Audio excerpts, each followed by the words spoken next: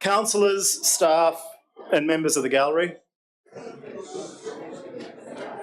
And a hush descended over the chamber.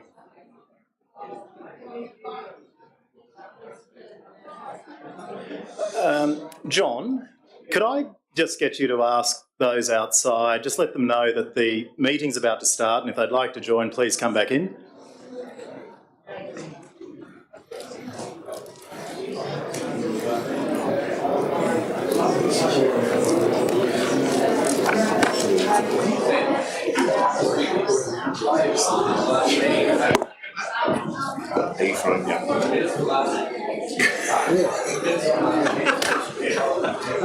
I've got notes here. I'll look at my ones too.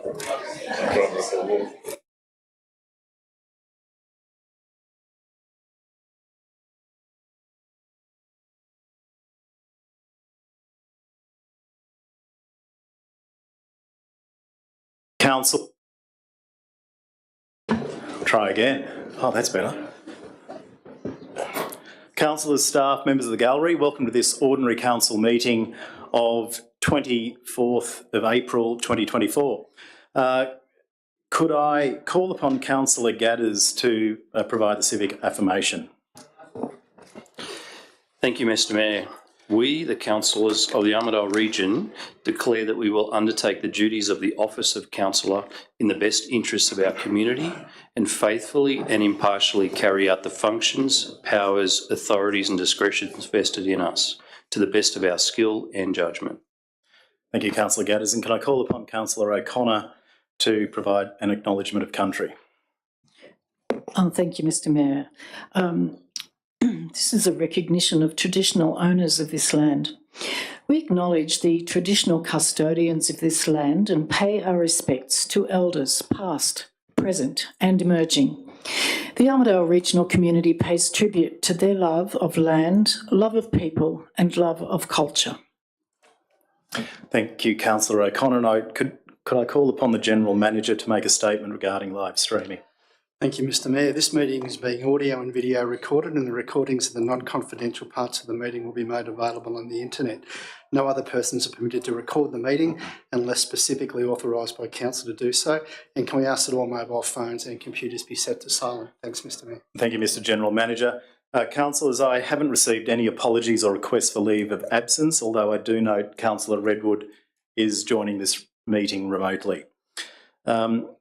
Councillors, having reviewed the agenda, do any of you need to declare a conflict of interest? Yeah, I'll put in here what we just spoke about. 5.1, I was absent from the March meeting and haven't watched it online either, so can't vote either way, so I'll be abstaining from the vote.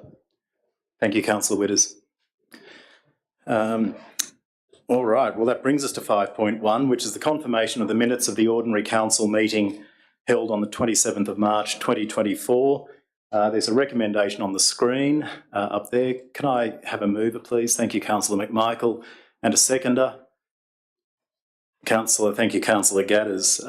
Councillor McMichael, anything to say in regard to those minutes? No. Councillor Gadders? Thank you. Let's put that to a vote. All those in favour of confirming the minutes? Thank you. I declare that that carried unanimously. Item 7.1 on the agenda is the Council Actions Report. So this report summarises the actions on resolutions of Council from the period January 2022 through to April 2024, and Council is being asked to note this report. The details are from page 7 of the agenda and page 13 of the attachments for those following from home. Can I have there is a recommendation on the screen. Could I have a mover, please? That motion. Thank you, Councillor Gadders. And a seconder. Thank you, Councillor Packham. Anything to say, Councillor Gadders? Just to add, Mr Mayor, there's obviously a lot of action tracking going on here, and just to commend the staff. We sit here at the table each month and take the opportunity to move a lot of things forward, and ultimately it's the staff that are doing the hard work to bring those things into fruition. So thank you very much. Thank you, Councillor Gadders. Councillor Packham? Just a shout out to the Executive Office for putting all that together. I'm in concert with what Councillor Gadders said. Thank you. Councillors, let's put this to the vote. All those in favour? Thank you. I declare that carried unanimously as well. The next report we have is item 8.1, the cash and investment report to the 31st of March 2024, and that report showed council holds investments of $119 million and there is $12.6 million in cash. There's also a significant amount of interest that's earned on that to the tune of $565,000 for the month of March. Details are from page 8 of the agenda. There is a recommendation on the screen, but Councillor Packham, would you like to move? Thank you, Mr Mayor. I'd like to move it with the recommendation plus, something I've provided the Executive Office before. So, pardon? We have a second. We just need to see what that amended motion might be. Not an amendment, but the substantive the motion. please.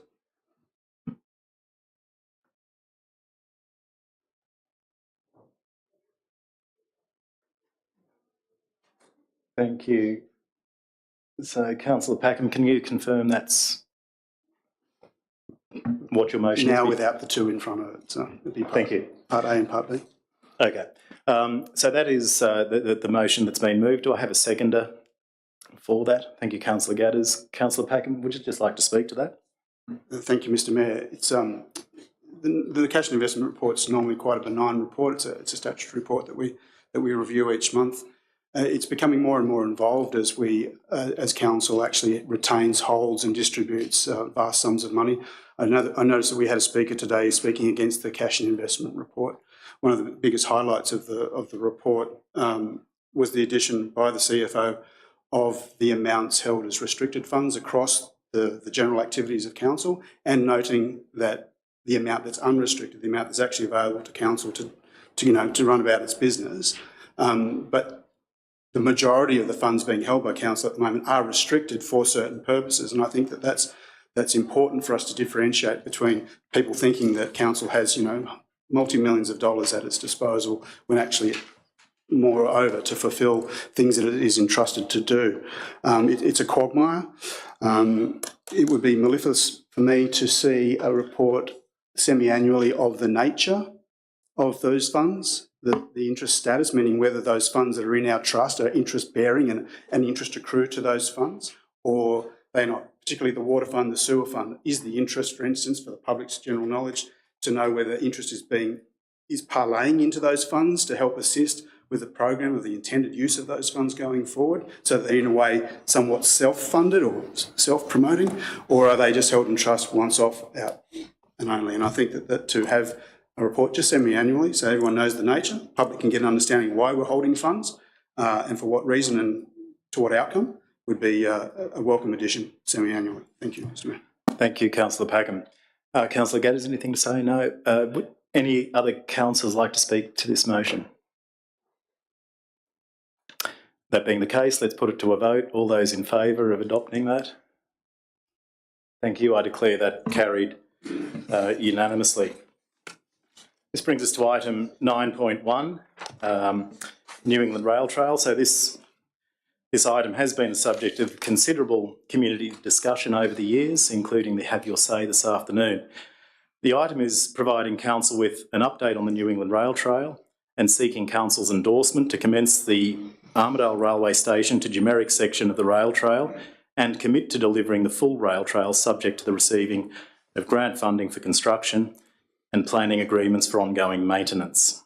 There is a much more detailed recommendation on the screen. Could I have a mover, please? Thank you, Councillor Gadders. Excuse me, Mr Mayor, I propose a substitute motion.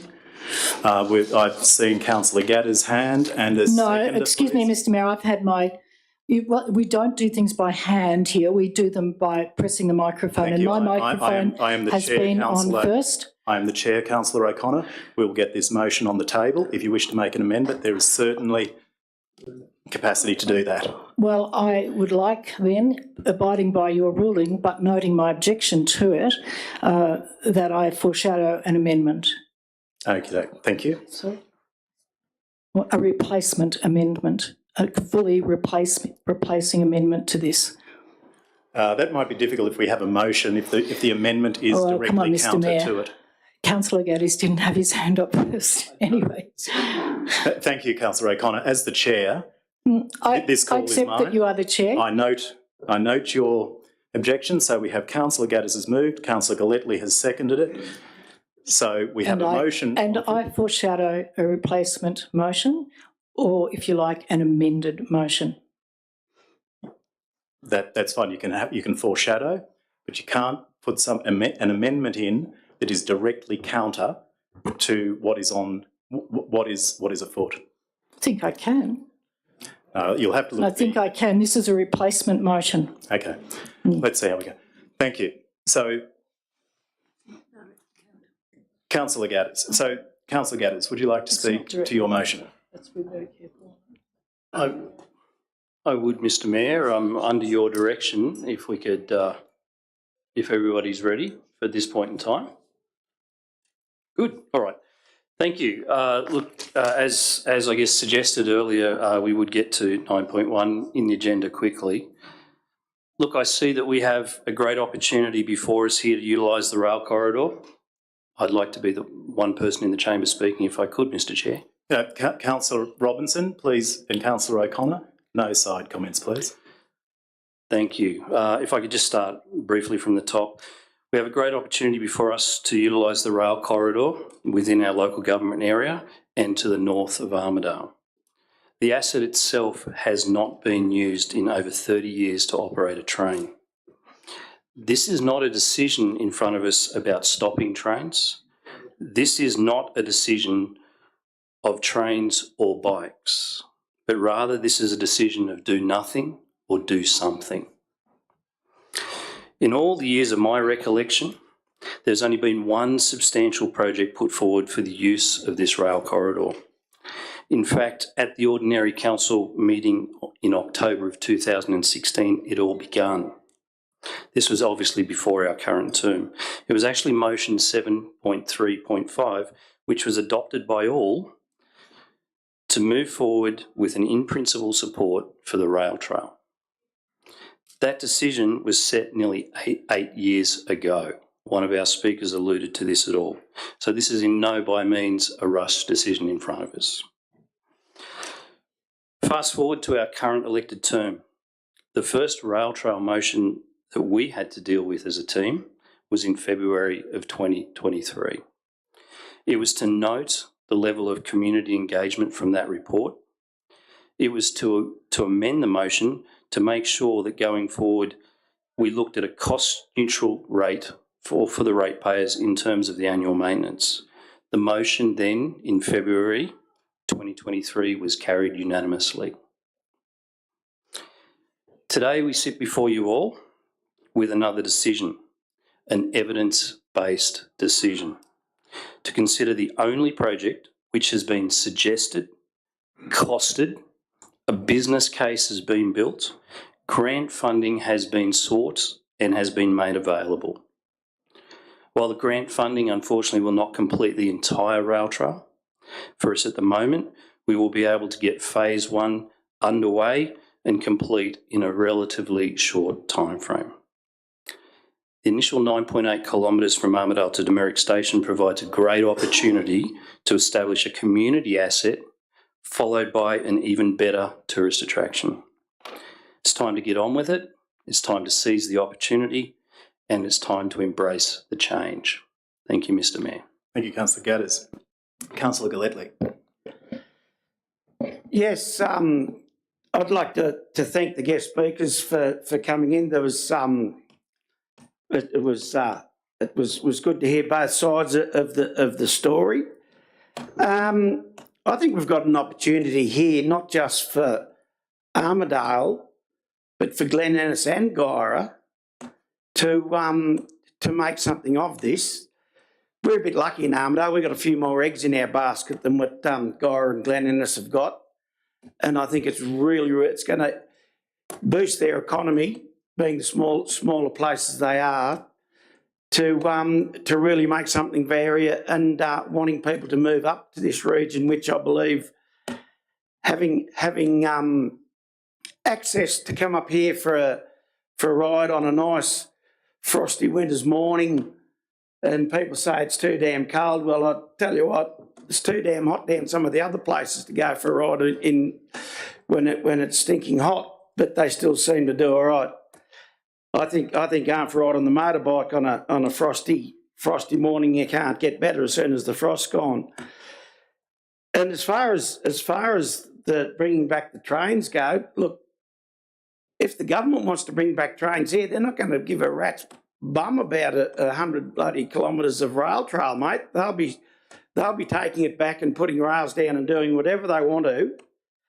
And especially with the infrastructure that'll already be there from the rail trail, as in all your fencing and the weeds and everything cleared up, mate. I just can't see why we shouldn't attack this, because we've got plenty to gain and nothing to lose as far as I can see. So that's why I'm backing this, and I always have. So thank you for that. Thank you, Councillor Galletley. Any other councillors wish to speak to this? Councillor Robinson. I just wanted to... Oh, sorry, Councillor McMichael will come to you next. Yeah, and I just wanted to point out that Councillor O'Connor has a foreshadowed motion, and I'd like to hear that, please, or maybe she could move it as an amendment. I think, well, there's a couple of options. A foreshadowed motion will occur if this motion is lost, or it's up to Councillor O'Connor, which I'm sure she is well aware. She can move an amendment to what's afoot. So, yeah, well, I hope she'll move an amendment. Okay, thank you. I won't take that as your speaking slot, if need be. Councillor McMichael. So I appreciate all the speakers who have come today to speak about the topic. And thanks to my councillors for their comments about we have been asked, we've asked the community for a special rate variation, and they approved it. We had significant amounts of services, and that we asked them what did they want in the special rate variation. Now, when we got the grant for the rail trail, we asked for 9.8 million. We got 5 million. It isn't enough, and it doesn't take care of the things that council have got to do, like weeds and all that sort of stuff as well. And how can we say that we'll do a small job things when we've asked our community to increase their rates for various services, which we, I don't like it. Thank you, Councillor McMichael. I'll go to Councillor Redwood, who's had his hand up.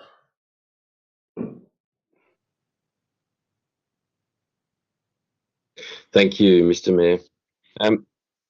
As you mentioned during the Have Your Say session, we've investigated with the government, and they've confirmed that there's no intention to return trains north of Armidale.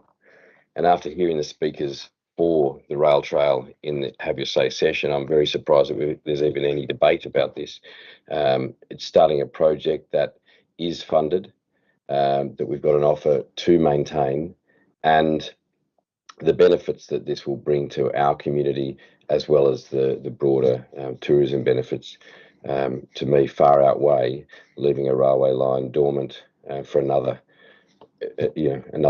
minute, let alone another 36 years as it has been already. So for my mind, I'm fully supportive of this project, and we should just crack on. Thank you. Councillors, any further comment, or shall we put it to the vote? Oh, Councillor O'Brien. Well, I guess we just have to assume that that's what the government has said, but we haven't got anything really in writing or anything like that. The other thing is when we talk about it's either this or nothing, we're assuming that there is no other projects, nothing else has been identified as a priority, that the community itself hasn't identified other things that they want more. It's just assuming that if we say no, we're saying no to change. We might be saying yes to bigger change. We might be saying yes to something where other people have killed the rail off. How is that not saying no to something. Also, when we say that we've got nothing to lose, yes, we do have something to lose. We've got a whole railway that they're ready to pull up, a railway infrastructure, rail lines that they're ready to pull up. It's not a little thing, it's actually a big thing. It's not that or nothing. We lose something. It's not just where if we don't do it, nothing bad happens. Something bad happens. We lose basic, valuable, expensive infrastructure that may not be put down ever again. So to just put it as those people who won't do it don't want change. Yeah, we want change. We might want lots of change. It's not just a matter of we're afraid of change.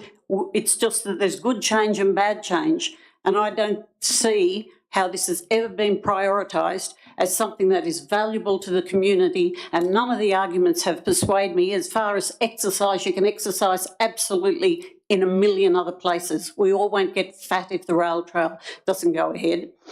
And also the monument, what do they say, rail trail will be a monument to the history of rail. A monument to the history of rail, dead and buried, that's what they want, dead and buried. And I've seen this council be so cautious with their spending.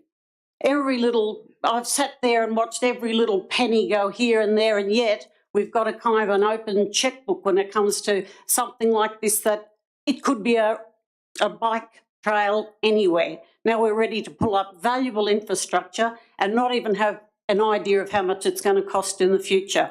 So no, it's not a kind of an inevitable say no to this and we're saying no to something wonderful. I have never been persuaded that this is something valuable at all. I can see about 100 other projects before I would say yes to this, and to just sign a blank cheque for the future forever for something that could be done in 100 different places. No. Thank you. Mr Mayor, I'd like to move an amendment. Yes, Councillor O'Connor. That commencement, sorry, it's in paragraph A. Oh, sorry, this is an amendment, so, well, I don't think that's an amendment. That was going to be my foreshadowed motion. If the lovely ladies who are having to type this would be willing to bear with me, I'll have to make the amendment as we go. So if we go up to paragraph A of the motion, it'll be similar to what I've submitted as a foreshadowed motion. So the paragraph A will read, delay the commencement of the construction of the Armidale Railway Station to Jumaric Trailhead. So the words are the same there. Until the trailhead section of the New England Rail Trail, until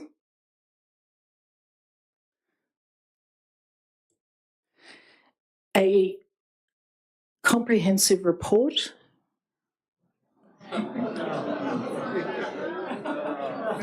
yeah, it's fine. I'm happy to be laughed at.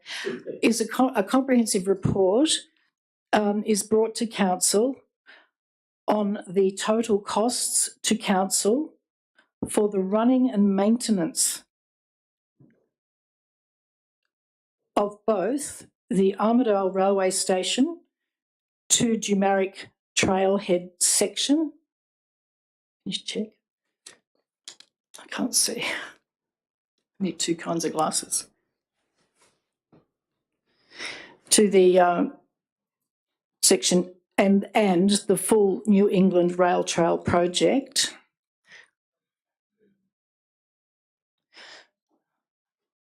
And then where B is not commit, so it would be not commit, and then all the words would be the same. But after, sorry, not commit to delivering the full New England Rail Trail project.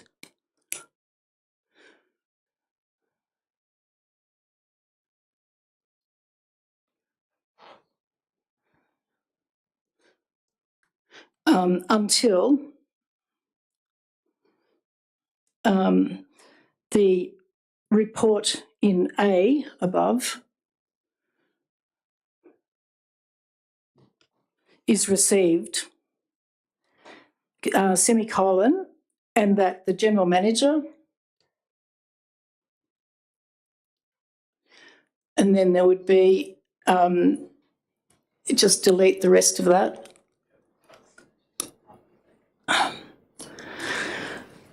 And then C,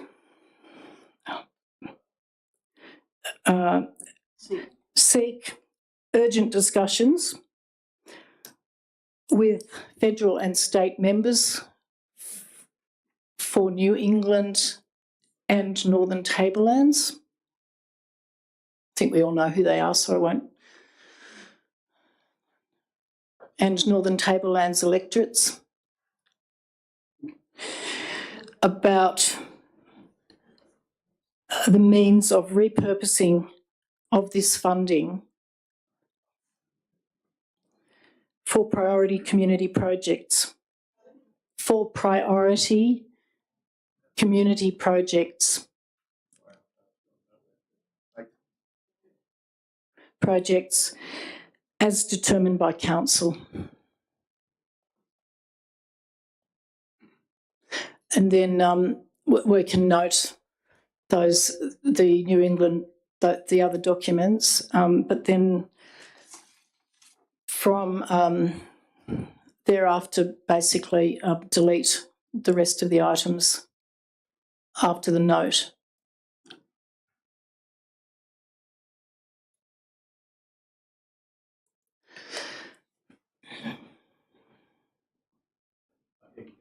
I think E goes as well, doesn't it?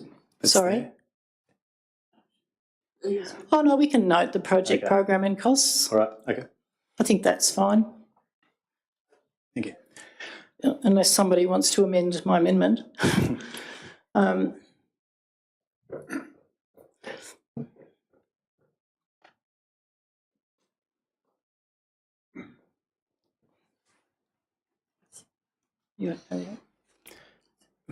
So, Councillor O'Connor, you're happy with that? That's your amended motion? Yeah. Okay, and the seconder is Councillor O'Brien. For those that are watching, just so you have clarity about what's happening here, there was the original motion was put, but as soon as a councillor calls for an amendment, we then discuss that amendment.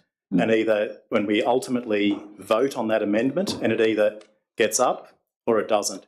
If that amendment fails, it goes back to the original motion. I just think, given we've got such a large gallery here, it's important to explain that. So, Councillor O'Connor, would you like to speak thank to you, that? Mr. Mayor.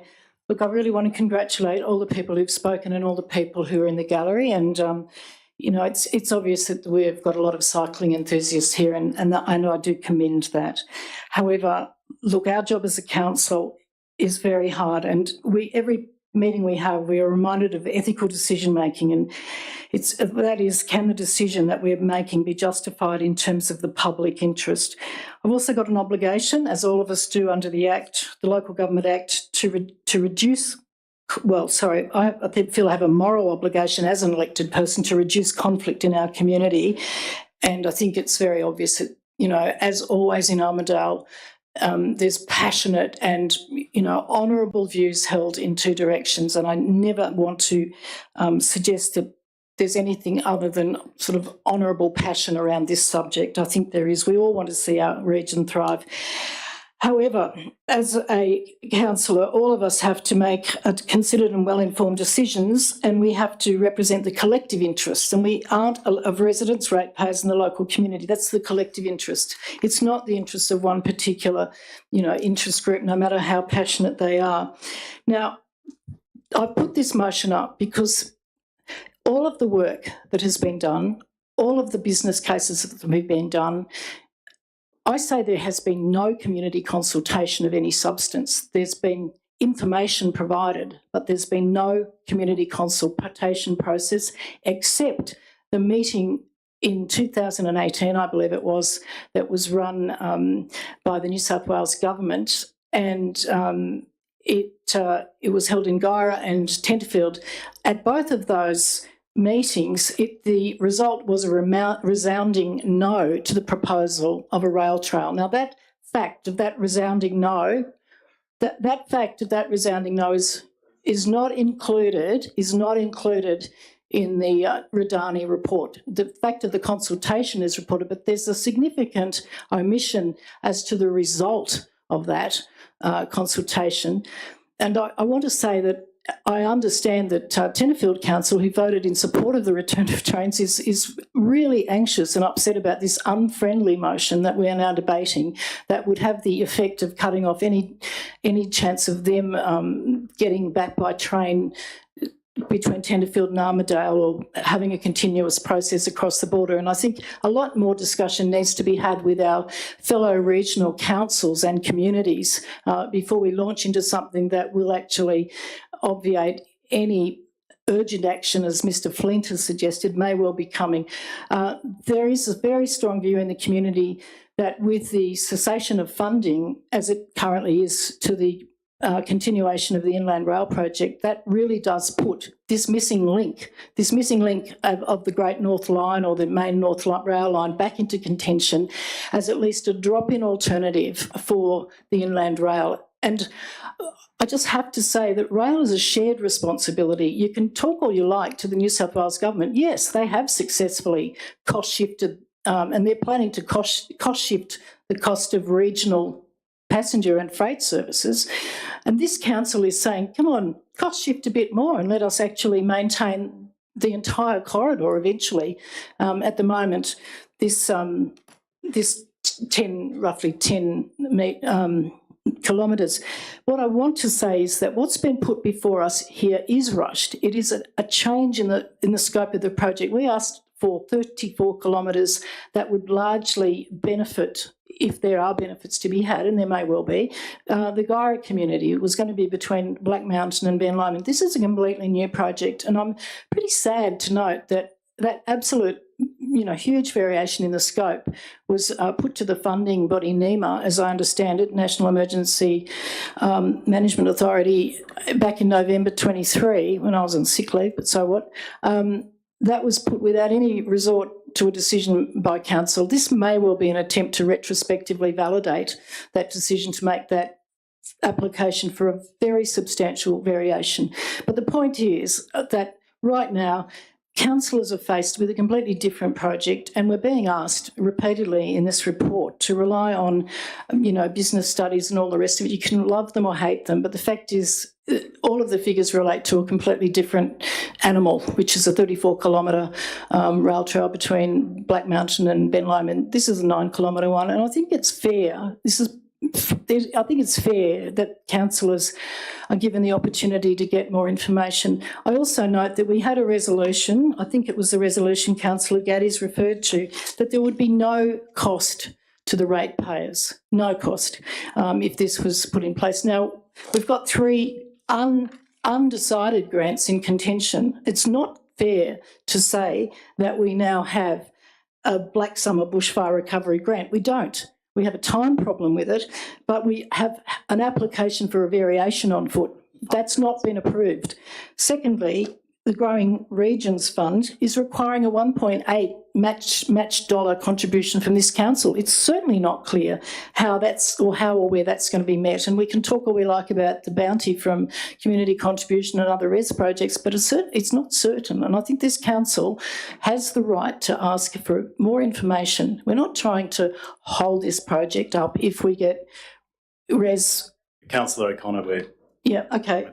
And the regional precincts and partnership, everybody should have a look at that, because it's still open and it's an amazing grant program.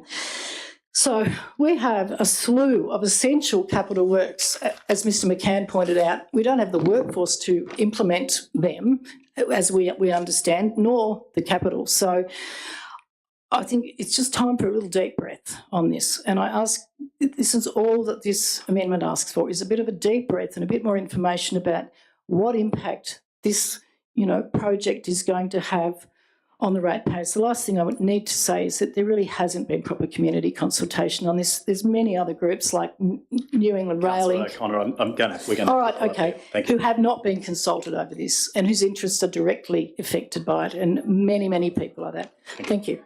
Thank you. Councillor O'Brien is the seconder. Anything to say? Councillor O'Connor, just switch your microphone off. Thank you. And I just want to thank my fellow councillors and the staff who we've had many discussions on this that have been really respectful, back and forth, where I've learnt a lot about the other views and really taken them on board, and I've been heard too. And although it's been divisive in the community, I think that we have really tried to find a way through this in many ways, and I really appreciate how the councillors and the staff have discussed this whole issue, which has been really difficult. And I know and trust that amongst our councillors and staff and community, there are sincerely held beliefs about what they believe is better for the community. And I respect all of those beliefs. I probably said what I said before in an emotional state, but I do think it's fair to say, and I don't think anyone can argue, that the community has never actually been asked. And as a councillor and a community representative, I understand the role of leadership, but I think in something as a decision as huge as this, I do think we should have some properly designed community survey to see how much support we have.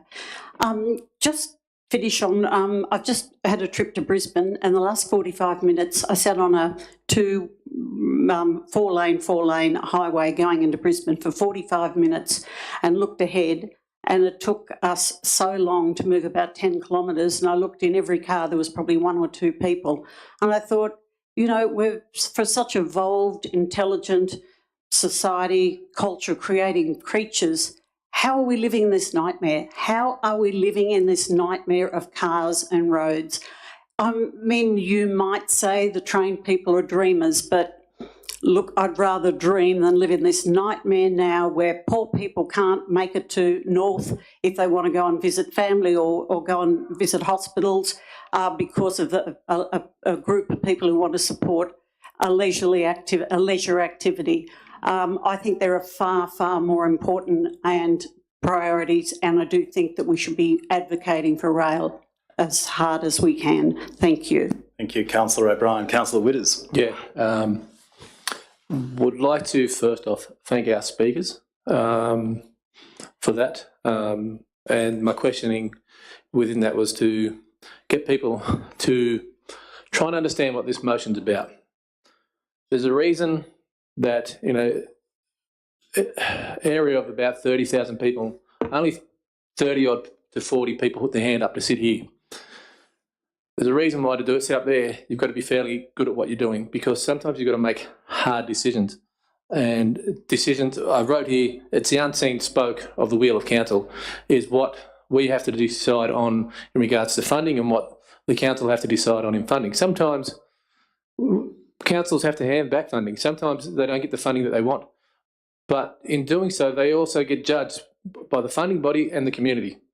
So whether that then determines on whether they make a decision just so that the judgment doesn't come from either the funding body, the councillors or the community. Because communities can be harsh, funding bodies can be harsh. They can say, well, Armidale Regional Council, we gave them 600,000 last time, they gave it back, so they don't know what they're doing, so we won't give it to them this time. So the thought has to go into what are we doing with funding. So there's a lot of thought that goes into it. It's not just an us versus them. This motion and this amendment isn't about trains or about the bike trail. It's about the funding and whether it's what was originally proposed. And Councillor O'Connor's comment around the change of scope, I think is, for those in the gallery, a very salient point for you to take in. You might not agree with what she says, you might agree with what she says, but that's what happens when you sit up here and you've got to think about all those sorts of things. So it's not about, and I know there's a bit of snarling and all that sort of thing from the gallery, but you've got to understand what sort of decisions that we have to make from that. And having been on the council for the majority of the rail trail being up on it, and hearing the pros and cons and changing my mind on certain things, as I spoke to someone in the gallery earlier about, I thought farm stays sort of swayed me towards supporting it. But that's not what we're here to vote about today. It's about whether we change the scope and whether we agree to what we're funding. And I want to thank the speakers, but especially Matthew. Unfortunately, I don't write fast enough to repeat everything that you said. So if anyone wants to go back and listen to Matthew's comments, that's what this motion is about. All right, it's what we're here for. It's not about whether we support the rail trail, whether we support trains, or whether we want to do. There's a couple of things that get said all the time, and I've really got to pull these up. Yes, it's been, 35 years since the trains have come up. That line, that bit of ground is fit for purpose for trains. It was built for trains. It wasn't built, it's been 35 years, but it's been longer since bikes were on it. So let's just cut that out, eh? It doesn't matter how long it's been on something, it's about what purpose it's there for. So getting backs and forths and the nitty-gritty, those sorts of things doesn't help us or the staff get what's best for you guys, what's best service. And you've got to look at this and I really like C on this. If you can just roll that back up to C for the amendment for me, please. And I want to come back to John's speech. Is John still here? John Hawthorne? Yep. I want to come back to your speech about activities and getting people active. I think it's really good. And I think, if possible, if we can repurpose this funding to do exactly what the speakers have said for the rail trail money, just for this section, that 5.6 or whatever, I can't think of the value of the money or whatever it is at the moment. If it can't be repurposed, fine, great, whatever. If it can be repurposed, some of the speakers and some of the crowd have said out to Chimeric Dam or out to the Blue Hole or whatever. We've got to look at other options, because the other comment that we don't want to do something for the sake of doing something. We want to do something because it's right. Just because it's there and we have to do something, otherwise the funding goes back. I mentioned it on Monday, it's about reputational risk as well.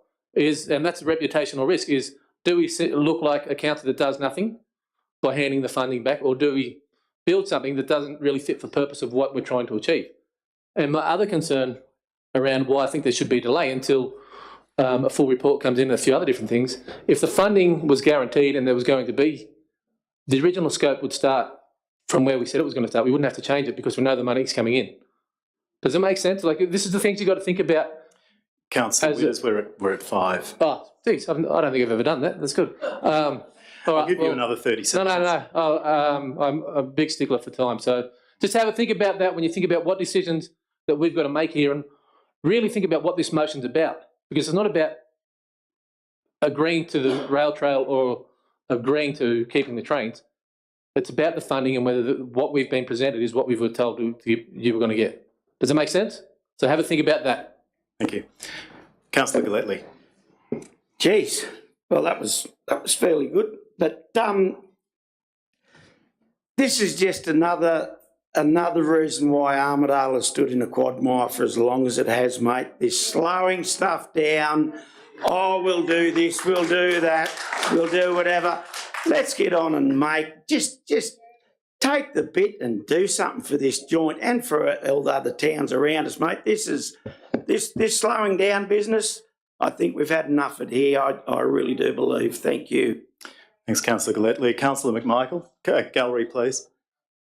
I must take umbrance at my Councillor Galletley. This council has been doing things. This council has got on and done a whole bunch of stuff. And I commend Councillor Withers for what he said, okay? It's no good getting something and getting a grant and just doing something for the purpose of it. Because, oh, we got $5 million. Oh, let's just do something because we feel like it. No, it's no good, okay? Let's get a project that we understand, that we know, that the staff have spent hours and hours and hours and hours and hours working on and doing and understanding and scoping, okay? There are numerous projects in the last 5 years, okay, which this council has worked on, okay, and has looked at and has said, oh God, we have not scoped it, we have not done it, we have not fixed it, and now we've got to get engineers and people and other things to fix it, and the cost has doubled and doubled because we have not looked at it, we've not said this is what meant to go, this is how much it's actually going to cost, okay? Okay? It's no good to just get the money and go, yay, let's spend 5 million, when it actually costs not 5 million, but however much it costs. It's no good having $117,000 for parks and gardens when it actually costs whatever it costs. The staff know how much it costs to cut trees down. They do. We've cut them down for the last 4 years and done various things. Okay, thank you. Thank you, Councillor McMichael. Councillor Gadders. Thank you, Mr Chair. For me, the amendment in front of us on the screen goes too far. Why do I say that? Especially towards the bottom sections here where we've just crossed out taking on board some very deep and detailed evidence that's been built by external organisations. This has been built by PWA. This has been built by the Regional Development Office. In those documents are the scope, are the business case. It is the project schedule. It's all in that. I've had the opportunity to go through it. It was a heavy read. There's a lot of detail in there. And to throw the baby out with the bathwater, so to speak, and cross those out and not take those on board, I think is a large mistake. And while I understand the views of the speakers and why you'd like to make this amendment, you're stepping away from the evidence that's been presented. And the project has had a lot of effort already worked on. And I think the evidence points to the fact that it's in very good shape. And let's call it shovel ready. Thank you. Thank you, Councillor Gadders. Any other speakers before we... Councillor Robinson. Well, I love bikes and I love bike riding. And as everybody knows, I was one of the few people, those 3 people cycled to Dumaric Dam the other week for the opening. But on the other hand, I feel very, very torn with this because we haven't looked at the options. I mean, all the time, all along, we've said that maybe it is possible to look at having a rail, keeping the rails while installing the trail. And for that section, there are places where this is being proposed in other rail trails, for example, where they want to use a trail bike and for a section of maybe 89k, the same as this is, it's a flat section, it could probably work. And it would be really, really good to have a report on the feasibility of this rather than charging ahead and saying remove the rails, because our community is just so attached, or part of our community is so attached to keeping the rails that we owe it to them just to investigate that possibility before we sign off on all the other things. And the other thing that really, really we want to do, and it's one of the big holes in this proposal at the moment, is we haven't seen the active transport strategy. And it was October, I think it was the closing date for that was August last year. And it's been sort of held over. I really would like to see what's in that. You know, what are the recommendations? What are the cycle use statistics? What are the injury statistics? All the things we do to plan an active transport strategy. Because I really, really want to see cycling take off in this region. And I think if we jump the gun prematurely, and if we don't try and either keep the rails and see if we can do it for this short section, or if we can look at other things, because our community's been crying out for hydrotherapy, for various other things. We should, if we can do it, we should be trying to do it very quickly, but if we can do it, say, within a month or so, then we'll all be better off if we can do that. And if we can also look at some of the cost benefits for railway lines at the same time, talk to the federal government about the Inland Rail project, again, we'll get much more information that will allow the community to be more assured and more happy about whatever decision we come to. Thank you. Thank you, Councillor Robinson. Okay, Councillor O'Connor, would you like a reply as it is your amendment? Or oh, sorry, Councillor Packen. Thank you, Mr Mayor. I too thank all the speakers for and against. I think I probably, of anyone, looks at arguments both for and against and looks at it strategically, not so emotionally. I'm not for trains, I am for recreation. I am not caring that 10,000 people were rebuffed by the ministers at this current current time. Despite their demand, I am encouraged by the tour to Rocks, the tour to Cure, whatever we want to be, is engaging in community. I also support the tour to Cure through my business in donating and providing sustenance for the riders, and it's all about that engagement holistically. But I don't see that we have a do or die situation here. It is shovel ready, and I think it should be one of the ones on the shelf, and we can activate it when we do need to. But I don't think it's necessarily the out and out priority for this council right here and right now. I like the idea, but I also like skate parks, and we've got a few kids using the skate park to keep active. We've got basketball courts, and a few kids are keeping active on that. We've got miles of rugby pitches, soccer pitches, mountain bike facilities for everyone. So there is it. Doesn't mean we can't add more. And I, for one, want to see tourism. I want to see an extra person cleaning rooms in motels, extra restaurant waiters and all the rest of it that come with people visiting.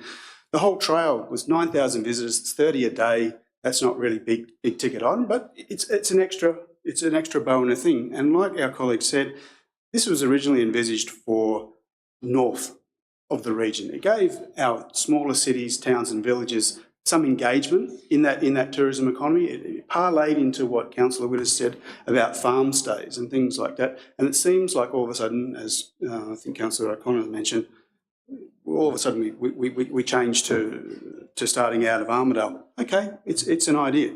But for me, it's a liability. It's a liability that we don't need right now. It's a liability because the maintenance costs haven't actually been costed. It's not about weeds, 20,000 weed spraying there.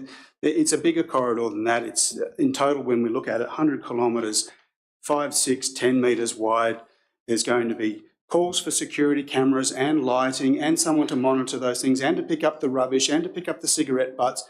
The report talked about a passport. Who's monitoring, who's collecting that $10 passport? I don't know. Is it a fishing licence thing where we're going to have the brown bombers out on the trail saying, hey, have you paid your $10 or not? I'm just saying those things haven't been articulated fully or fully necessarily appreciated. One other thing that came to us as councillors in this last week in the workshop for the CapEx budget next week is that we were told that the capacity or the capability of council was to handle $25 million worth of CapEx a year, projects a year, which obviously include operational CapEx, the road maintenance, etc., etc.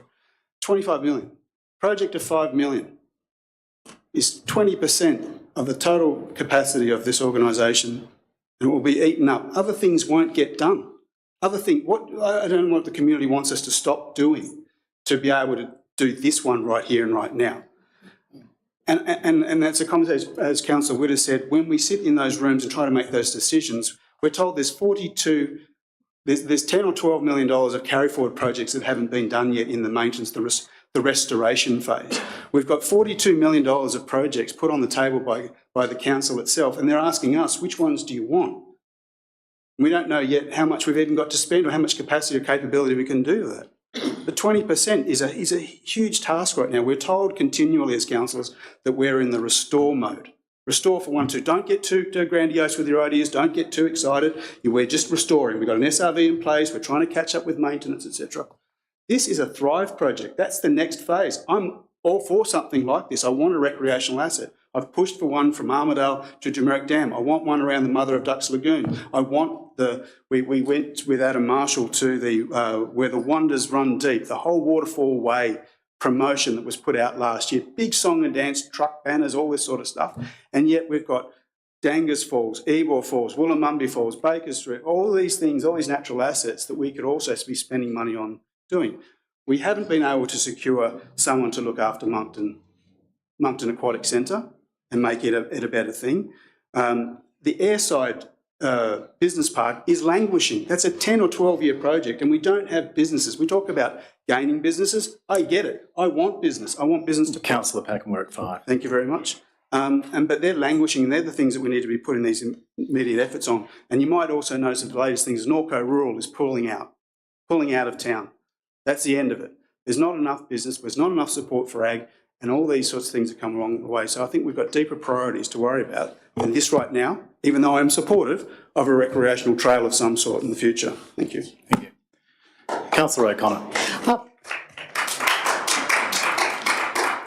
Yeah, thank you, Mr Mayor. Look, I just noticed that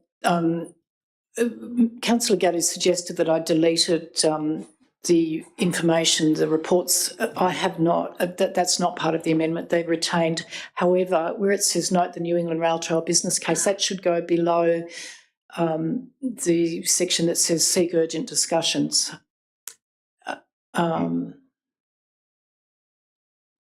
Yeah. Okay. Thank you. All right, I think councillors. that's right. I just wanted to say that I love evidence and information, and I have not yet seen anything in black and white about what the State Minister for Regional Transport's intentions are. But notwithstanding that, I just thank everybody for being patient with each other in this, and I just, as I said, it's just taking a breath, having a look at the real costs of taking this over from the state government. Thank you. Thank you. Before we go to the vote, councillors, we've all heard this, it's been around for a while. I was invited or asked by the funding body, they wanted to speak to me about this. Make no mistake, saying no to this, it's not going to be repurposed. That money is gone. This becomes this council's hydrotherapy pool moment. And so the reputational risk is going to be significant. Anyway, it's been talked about for 10 years. This really is, does the rail trail go ahead or doesn't it? So all those in favour of the motion that's at foot, if this is passed, that's the end of the rail trail. We voted on the amendment. We voted on the amendment. We are voting on the amendment. Right. Okay, all those in favour? 2, 3, 4, 5, 6. Those against? 1, 2, 3, 4, 5. I declare that motion carried. That means there is no rail trail north of Armidale.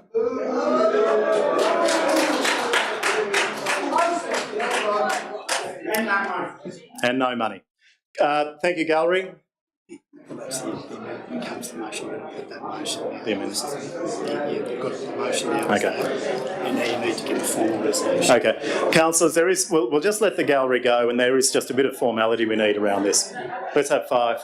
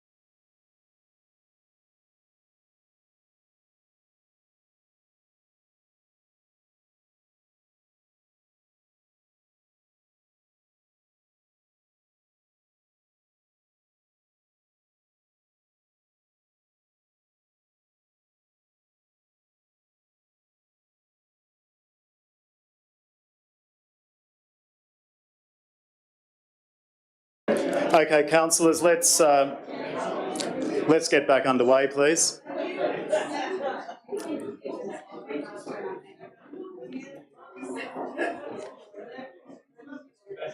All right. Gallery, please have your discussions outside.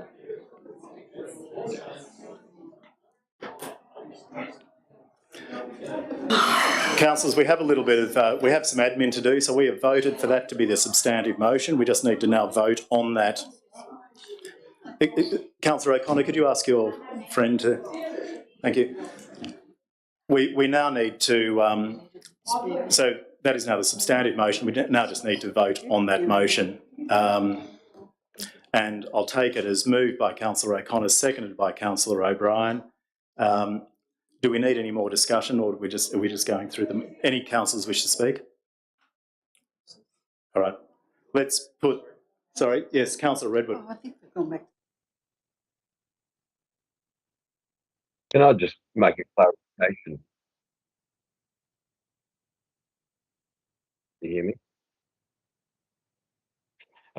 Councillor O'Brien said that there was nothing from the government to suggest that they weren't going to progress with a train north of Armidale, but we have a letter from the Minister of Regional Transport saying so. I'm not sure.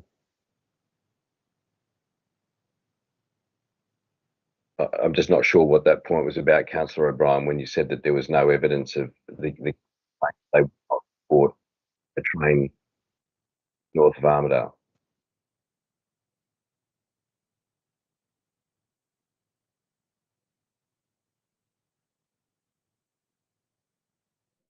We have this motion is now on foot. It's become the substantive motion. It's moved, it's seconded. Councillor Redwood wanted to have a discussion. No, Yes. the amended motion has been passed. No. We haven't. The amendment's been passed. We now have to vote on the amendment. Yeah, and the councillor has a right to ask a question, so okay, please just bear with us. Councillor Redwood. Yeah, thanks, Mr. Mayor. I do believe it was Councillor O'Brien that said that that we didn't have evidence, or she hadn't seen anything from the government that said that they had no intention of making funding trains north of Armidale again. But there is a letter from the Minister of Regional Transport saying so. So at the moment, then, I'm just not sure where the magic show is going to go, where the trains are going to come from, because the government said no, and there is no other viable option on the table. Councillor O'Brien, do you want to respond to that? Yes, you're saying there's no other viable. We're not necessarily talking about next week, next year. We're making sure that the infrastructure is not destroyed for any future plans for rail. It doesn't matter if they're saying they're not going to fund it in 2 weeks or while they're in government. That's irrelevant to my argument. But you're right, I did say that, and I don't remember seeing the letter. I'm sorry. Okay, thank you. All right, councillors, let's put it to the vote. The motion is there. All those in favour? 1, 2, 3, 4, 5, 6. Those against? 5. I declare the motion carried. And we crack on. Thank you, councillors. This has been bruising. All right. Item 9.2. Sorry,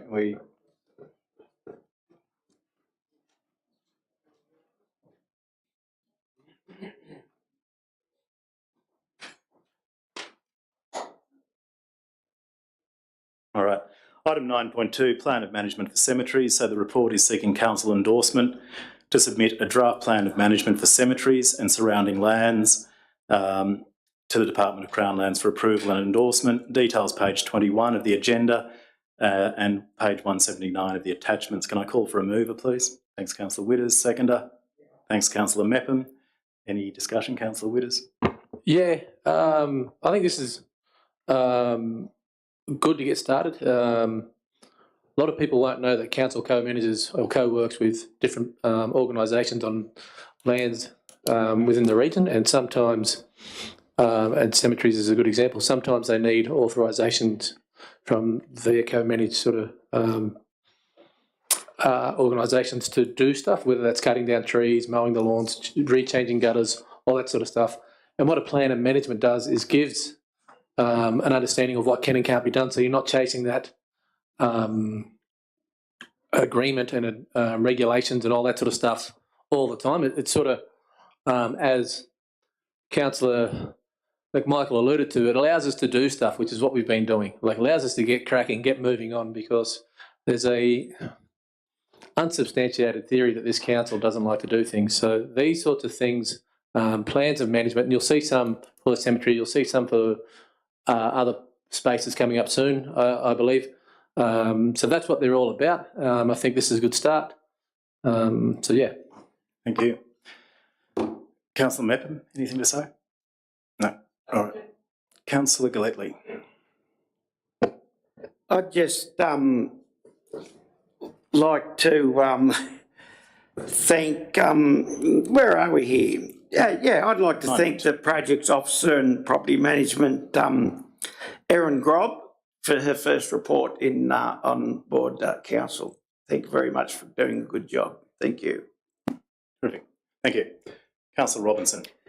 Yeah, I just want to say that yes, it's a good plan and yes, we should endorse it. But can we please at some point have a summary at the front of the plan, because there's an awful lot of routine stuff, and you know, even people who are used to reading a lot of documents, you know, by the time you got through all these pages of this is what we normally do and this is the other thing is what we normally do and so on and so forth.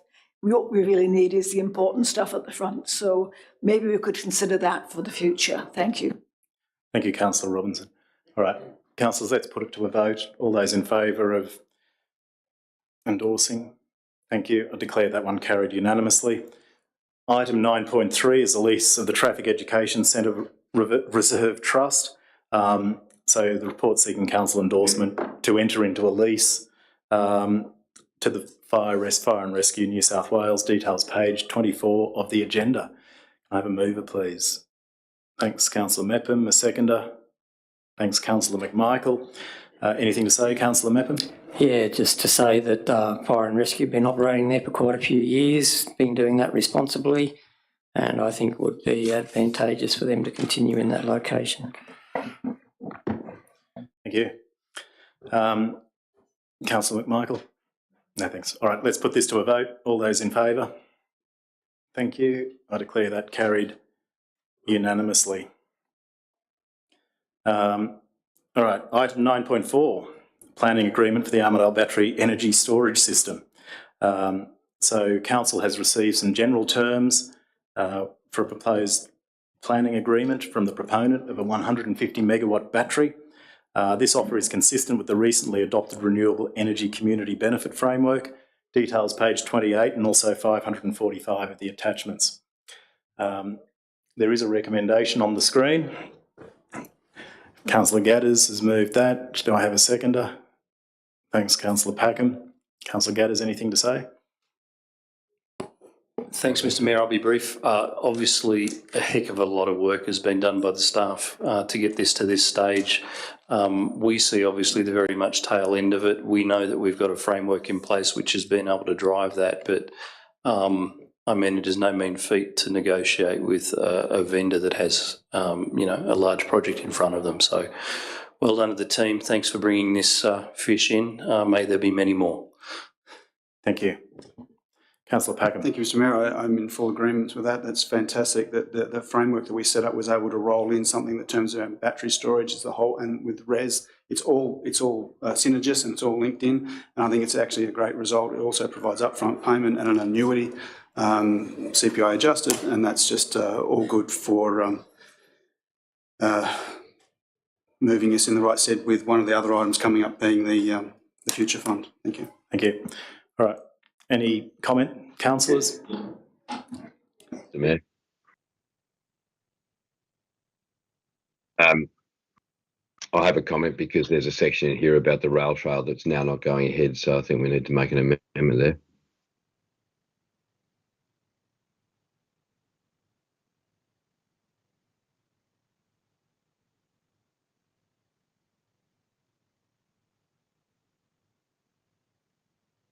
So we can have some abracadabra moment.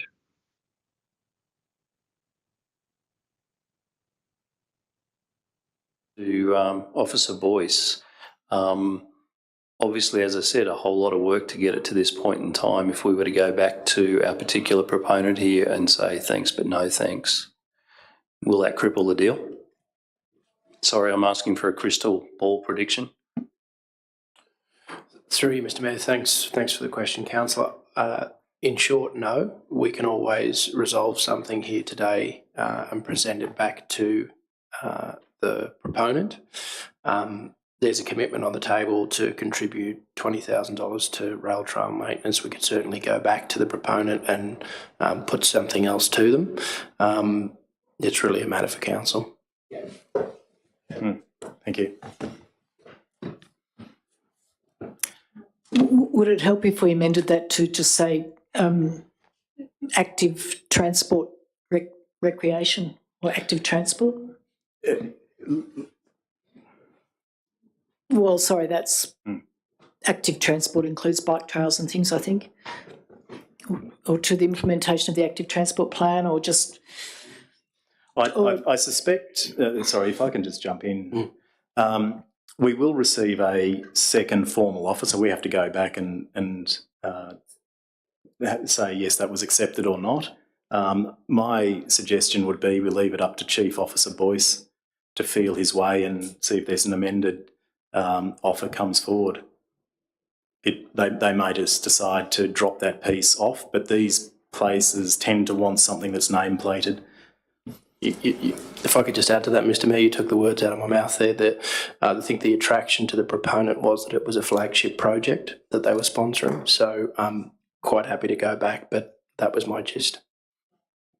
So back to Councillor Redwood's original point, does D need to be amended or removed before this gets voted on? Because there's now, based on the words of the Mayor from item 9.1, there's now no longer a New England rail trail, so it's like trying to say you could have the words New England Jumping Castle Trail. Like it doesn't exist anymore at the moment, so does that have to be moved before we vote for it? And, remove the words New England Rail Trail or put something else in as an amendment before it gets voted for?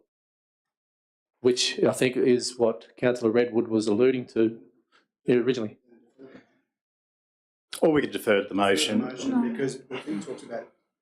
Sorry. Because I've got a question. So, you have a question? Accepting the following general terms, but we're being quite specific. So let's defer the motion and come back. That's an option, or alternatively, we could just have some words there instructing the Chief Officer Boyce to renegotiate. So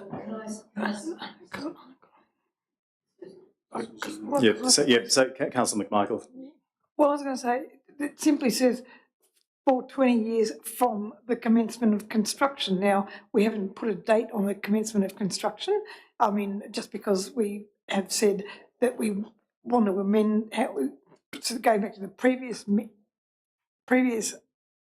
motion, just because, I mean, this motion doesn't say, it doesn't have a date of commencement, just says from the commencement of construction. So if we constructed the rail trail in 5 years, they could have their $20,000 in 5 years or whatever, if that makes sense. All right. I might just go back to Councillor Gatters. It's his motion. Is there something you'd wish to say? You know, look, I'd rather leave something in there. I don't want to remove it and therefore take the vendor off the hook, whether we take out the words rail trail. But I absolutely, you know, we're at a point in negotiation. I'd rather hand it over to Mr Boyce to actually finalise that and get the best result for the council. So if we can word it to say, leave point D there, but if we can word it to perhaps say, you know, further negotiation through the Chief Officer. So somebody please wordsmith that for me. Yeah, we're now getting specific. Melissa, could you just at the bottom of point D there, any contract New England Rail Trail for 20 years from the commencement of construction or other projects as negotiated. Thank you. So Councillor Gatters, that you're happy with that. Councillor Packham, you were the seconder. You're happy with that? All right. Let's not labour this, councillors. Let's put it to a vote. All those in favour? Thank you. I declare that carried unanimously. 9.5 is the New England Future Fund. So it's an update from a previous item. So the New England Future Fund Armidale, so details from page 33 of the agenda. It's very timely given what we just voted on then with 9.4. And amongst other things, where council is being asked to endorse the establishment of the Future Fund and hold a workshop to determine key aspects of the fund. Councillor Packham. is after a mover. I'm assuming that's you, Councillor Packham. Yes. And a seconder is Councillor Gadders.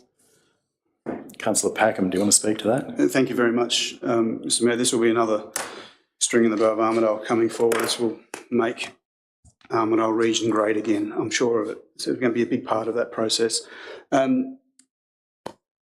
What we wanted to be able to achieve out of this is a little bit of latitude to talk about, as we've just done with the previous item, where there's an upfront payment and money going on, is just the latitude to work out in the workshop whether there are any restrictions on using the capital component, the corpus component, or limitations on such things, especially when someone doing a VPA wants to have, as you mentioned, a nameplate moment, and that only using earnings, especially if we enter into, say, again, a zero interest period of time, we may not be able to achieve what they're looking for into why they want to give us money in the first place. So the fellow councillors with a bit of latitude, the workshop might be able to flesh out those finer components of it. So without removing and being retained from the motion, I'd like it to stand just with the understanding of the council, so that's what we would do in the workshop. Okay, thank you. Councillor Gadders. Yeah, I support that. I believe the recommendation that's on the board is good to go, and I believe the workshop is the opportunity to roll up our sleeves and put some detail together. Thank you. Thank you. Any other councillors? Councillor Robinson. No, I do think we need a little bit more flexibility in it. And my suggestion, and one of the reasons for this is that there are some investments, some renewable energy investments that can actually return a very good return on capital. I mean, for example, I installed a second set of solar cells on my roof, and I believe that it will pay for itself in 3 years.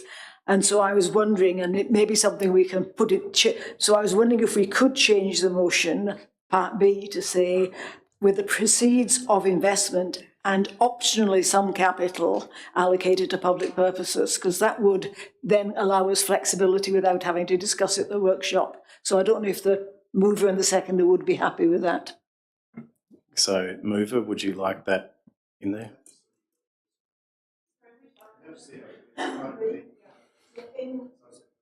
In section B,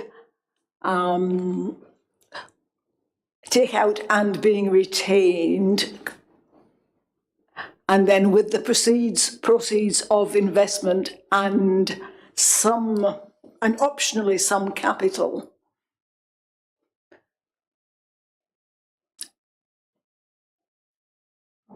Okay, so this just gives us more flexibility. It's an option. The guardians don't have to accept it, and they would only do so if there is a really, really good reason to do so. But sometimes, you know, an investment now can pay off very, very handsomely in the future. Mr Mayor, I thought there's a common understanding that we would have that latitude to work that out, and I think that was the intention or the spirit of the motion as put and set. So really no, because I have faith in my fellow councillors that we would talk about those projects, especially social active projects, like maybe in participating in our own solar thing, or investing in the water fund somehow, or investing in other projects that will get the job done, priority projects done. So no. So no. Okay. Thank you. No change. We're back where we were. Councillor, if there's no further comment, let's put this to the vote. It's leading us to a workshop to have the discussions I think we all want to have. So let's put that to the vote. All those in favour? Thank you. I declare that carried unanimously. Councillors, we now come to item 9.6, which is the outcome of the public exhibition of the Local Strategic Planning Statement, which provides a very clear vision for the future of our region. There's been an extensive period of public exhibition, and this report provides a summary of the submissions received. Details page 37 of the agenda and 546 of the attachments. There is a recommendation on the screen, including the adoption of the draft LSPS. Can I have a mover? Councillor Robinson. Well, I'd like to move a slight amendment, if it's possible. Well, it's not there's nothing to amend, so you might want to be moving a different... an amendment to the recommendation. Okay. Which I... Well, it becomes the recommendation. Yeah, yeah. So just could I caution you there, Councillor Robinson, just before we go down this path, if you're putting up something that gets voted down, then the LSPS gets voted down. Here's a suggestion, you might be better off having what's there on the table and then suggesting a recommendation. Sorry, suggesting an amendment. She could foreshadow. Well, I'll put it up as an amendment then, if you insist. Pardon? Okay. So there is a recommendation on the screen. Can I have a mover for that, please? Thank you, Councillor McMichael, a seconder. Thanks, Councillor Gadders. Councillor McMichael, anything to say about the LSPS at this point? Councillor Witters, can you just press the button? Just that we had a significant number, I thought, of submissions, and I believe that, you know, we extended the submission period for 42 days. I thought that was terrific, and I hope that people appreciated those 42 days.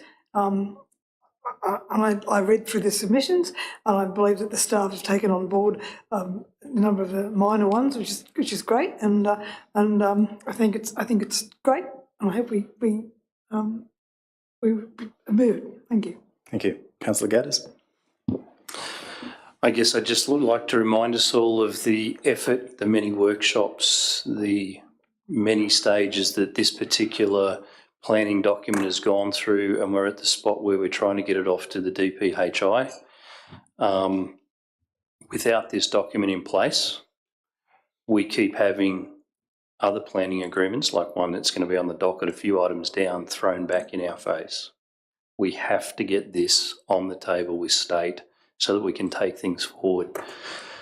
So I'm all about getting it done. There has been a whole lot of work, and really appreciated a lot of the comments that came back in from the community, and I believe that they've, in due course, been categorised and updated where needed. So I'm happy we're good to go. Thank you, Councillor Gadders. So, Councillor Robinson. Can we have a talk, or is that sorry. up? Or, No, you can talk, and then we can go to Councillor Robinson, which I'm sure I think will. That's a yes. Okay. Councillor Galetti. Thank you so much for that. That's very generous. Here we are. We go on about putting stuff out to the public and getting public consultation and finding out what the public wants. I'm having a little bit of trouble here in regard to the impact of the wood heaters in the information that's been brought to our attention. I think when I looked through there was for the whole thing with what we put up, there was 31 against what was put up in the wood section. There was 18 for. One was not an Australian, the other one wasn't living in Australia. The other one had no name, so it's basically, I suppose it must be 31 against and 16 for. The recommendations that are highlighted under, or the changes to all of this, seem a little bit dodgy here. I don't know whether anyone's looked into it that much, but we'll start with the first one of undertaking awareness program on the biodiversity and environmental impacts of wood collection within the LGA. I would have thought that would have been going better, to be trying to teach people how to run their systems, and they burn the right wood and stuff like that. So that one there was undertaking community awareness on that program. We got the next one is amend council's planning policies to prohibit any new dwellings from installing wood heaters where they're located on lots of 4,000 square metres a lot or less. I don't think we've got too many vacant blocks in the middle of town where the wood smoke is apparently at the worst, and that's where we seem to be having the most of it. Everyone says, oh, we came down from North Hill, or we came down there and you could see the smoke sitting there, but up the top there doesn't seem to be a problem. And this is no different to Guyra or Hillgrove or anyone else. do we have these sort of does that involve them? They're part of it, part of our what's the name. So anyway, we go down the next one. Undertake a trial program to install filtration devices, existing wood heaters. There's no such thing in Australia. These filtration devices, when you talk to the people who are doing all this stuff, no, there's no such thing, and there's nothing that we can get in Australia to put on these heaters. So that's a bit of a waste of time. The next one, advocate for the inclusion of the reduction of P2.5 limit in Australia standards for combustion heaters. Hang on a second. Here we are, council. Here we are. We want the limit to come down. This is what Australia's standard is, and here we are advocating to get the standards lower and lower and lower. What do we want? We want to send everyone broke. People are actually making a live out of carting wood here.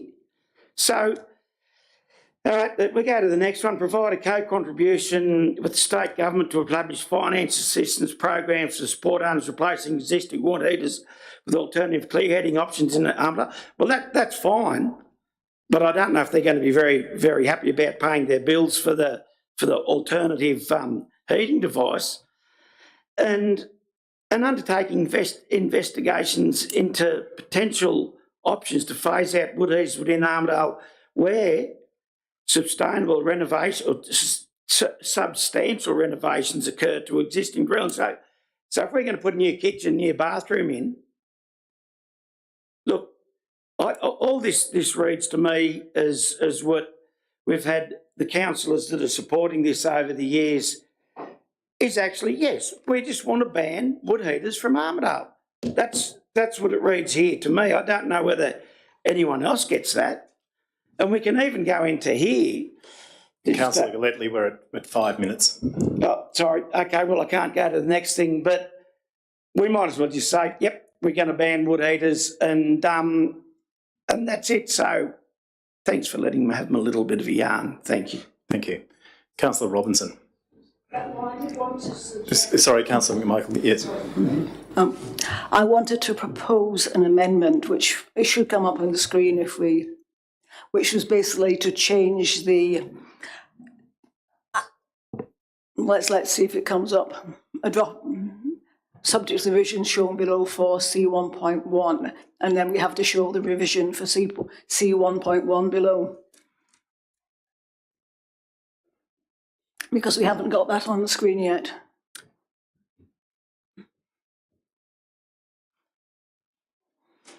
Okay, so that's fairly extensive. Councillor Robinson, had you circulated that? I know I've seen it. Have you yes, I've circulated it to almost all councillors. And I'll speak to it now if I'll, or at least I need a seconder first. You need a second. Sorry. Okay, Councillor O'Brien. Okay, I'll speak to the changes because they are actually pretty minimal, but they're very, very necessary because we need to counter the current misinformation, which is plaguing all the debates about wood heating. I mean, it was so bad this time in the submissions to the LSPS that the comments on page 6 of the LSPS mentioned and highlighted the industry misinformation. And it's also totally clear from reading those comments that 95% of the people who supported doing nothing on this topic didn't know, they hadn't read the LSPS, they didn't know anything about what was being proposed. And what they did know was completely and utterly wrong. And so these suggestions are fairly short, fairly simple and fairly straightforward. So first of all, the LSPS recommends education on biodiversity. But even as Councillor Galletley said, the important thing is also to have education on the health impacts of air pollution and wood smoke pollution, because if we don't have that, only informed communities can make informed decisions, and we do not have an informed community. So the first thing we should do is try and put the education there first. And I also think that it's very short-sighted to seek funds just from the New South Wales government, rather than all possible sources of funding. You know, we could be getting funding from the federal government, we could be getting funding from philanthropists, we could be getting funding from Aspen Australia, some of which is already there. So let's just expand the sorts of places where we're looking for funding from. And another small issue is that since we're really dealing with misinformation, and the ACCC says, you know, you should not be misinforming the public, it's counter to all the ethics and it's greenwashing, we should be actually referring this misinformation that's caused all our problems to the ACCC. And another small issue is that at the moment, the current test for wood heaters, it may be an Australian standard, but it bears no relationship to real life emissions.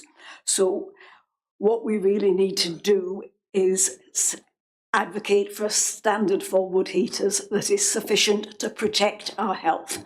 Nothing else will do. We want something that protects our health, and that's what we should be advocating for, rather than a sales gimmick for the wood heating industry. And finally, because this is a problem mainly for Armidale, and because we know that the tests of real-life emissions for new heaters show that they are almost as polluting as the old ones, the ones installed 20 years ago.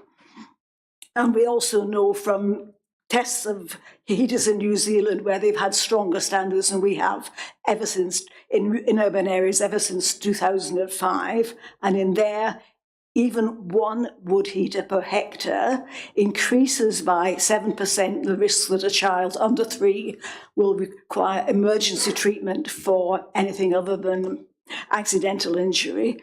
We should be protecting our children. It's no good just saying that, you know, 400 square metres is adequate. We should be trying to go for something like 2 hectares, at least in the Armidale city. And that will set us up good, and because we know that new houses don't need wood heaters anyway. I mean, they all should be energy efficient. So let's support these changes and move on with it with the education. And then we can have a clean, healthy city that everybody wants to live in. Because that was another thing from NSBS. People are moving out of Armidale, and that was recognised in the comments. Thank you. Thank you. Councillor O'Brien, you were the seconder. So is there something you'd wish to say? Yeah. Every time I picked up my mobile phone, I saw an advertisement from the wood heating industry, which were making the most outrageous claims about our council and what we were doing.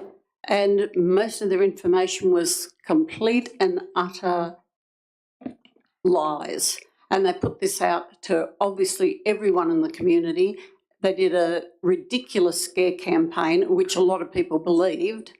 And I'm with Councillor Robinson to make sure that our community protects ourselves against this massive propaganda to frighten them and to ensure that they do understand the health impacts of wood heaters. And what she's asking is nothing like they're saying that she's asking, which is to rip out wood heaters throughout Armidale. I wouldn't be supporting that for a start. I know how people who live in poverty just would not be able to survive, so I would never support anything like that. But we have to work to protect our community by giving the proper information, proper education, and not let the vested interests decide what's good for our community. Thank you. Councillor McMichael. Look, I appreciate what Councillor Robinson wants to do, and I appreciate the issues of wood smoke, but I want the LSBS to go through more than I want the wood smoke issues to hold it up. And I think that the issues that Councillor Robinson puts in can be dealt with in a different motion, and I wouldn't vote for the amendment. Thank you, Councillor McMichael. Councillor Gadders. Thank you, Councillor McMichael. You said that more simply than what I could have. I totally agree. This is our planning document. We need to get it closed and up there. This is not the place to have a fight against wood smoke or not wood smoke. There were already conditions in this document that suggested how we were going to deal with wood smoke. I think they were fair and ample. We have a housing strategy coming, I believe, in the next month or two, which will even detail even further, and we have a DCP in front of us. So for any new builds, for anything going forward, those are the places at the detailed level that contain this. This is our strategic planning document. We need to get it on the table. We need to get it on the table clean, not use it as a vehicle for a fight.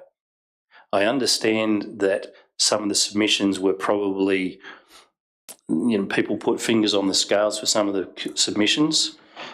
Do I think that's the right thing to do? No.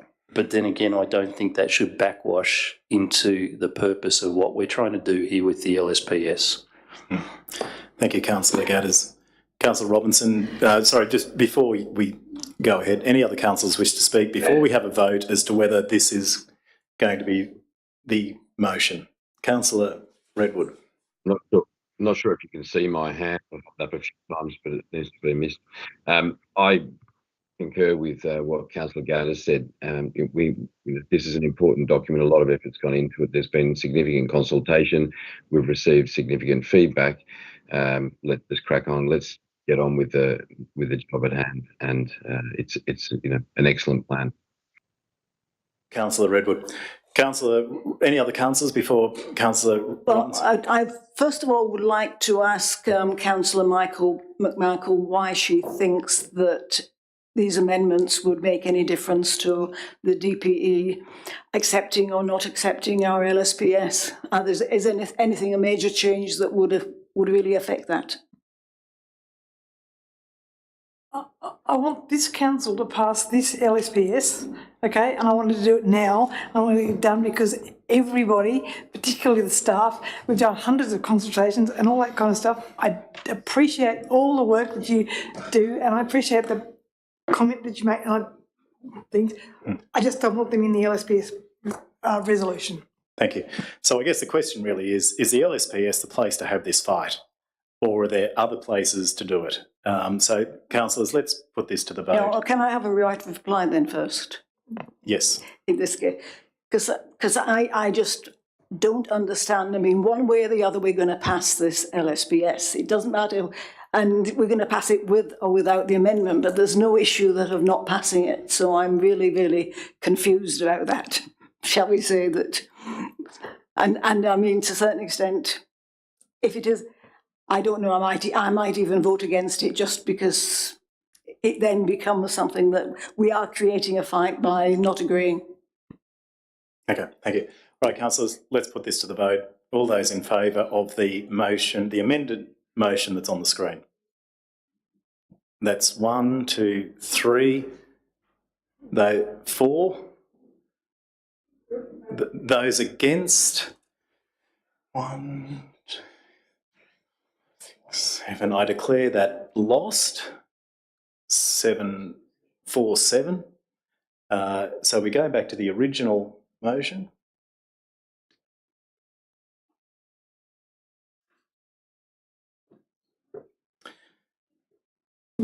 Could I ask a question? Yes, of whom?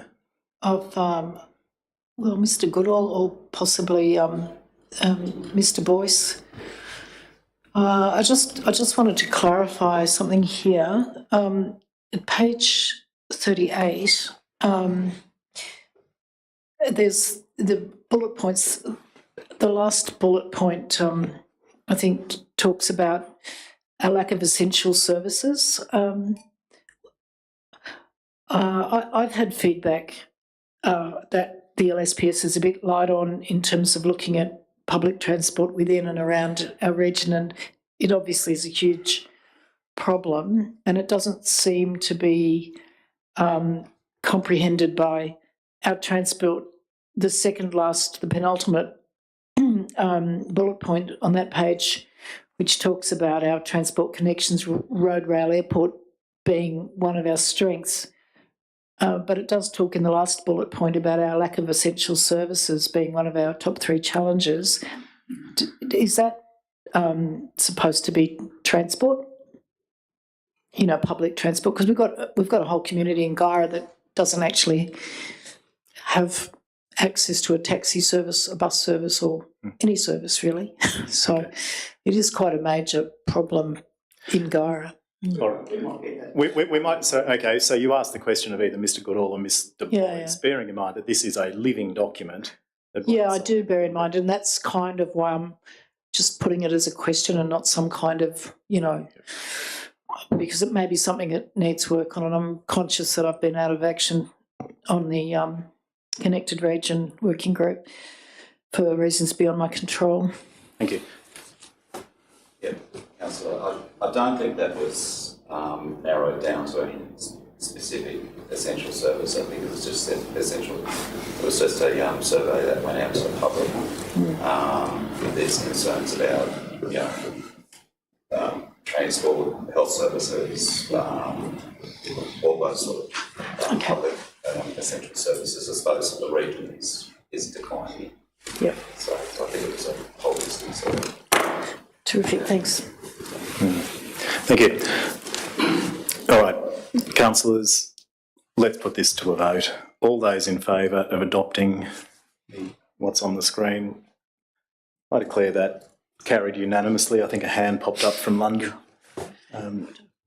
Thank you, councillors. Item 9.7 is the Tesla Supercharger licence agreement. So this item, it's fleshed out in more detail on page 43. It's around a proposed Tesla Supercharger to be installed at the car park behind Dan Murphy's and updating an agreement entered into in July 2021. There's a recommendation on the screen. Could I have a mover, please? Thanks, Councillor Robinson, and a seconder. Thanks, Councillor McMichael. Won that one. Councillor Robinson. Yeah, I remember this coming up and having a discussion well before in fact, it was before we were elected to this term of council that this was going to happen, and finally it's happening, so thank you. Thank you.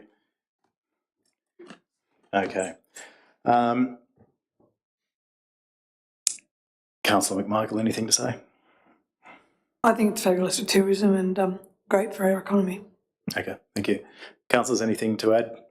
All right, let's put it to the vote. And apparently a good saving for council who won't be contributing 50% to the electricity costs. Something that's new. It is new. Thank you. All right, all those in favour? Thanks. I'll declare that carried unanimously. Item 9.8 is the amalgamation of Guyra and Armidale Development Control Plans, which is merging as it says on the label, the development control plans of Armidale and Guyra, with a no worse off component to it. Details from page 4, it can't be right. Details in the agenda and page 710 of the attachments. So there's a recommendation on the screen. Can I have a mover, please? Thanks, Councillor Gadders, and a seconder can be Councillor Mepham. Councillor Gadders, anything to say? No. Councillor Mepham, no. Okay. With no discussion, let's put this to the vote. All those in favour? Thank you. I declare that one carried unanimously. Item 9.9 is a planning proposal for 90 Kurawatha Avenue.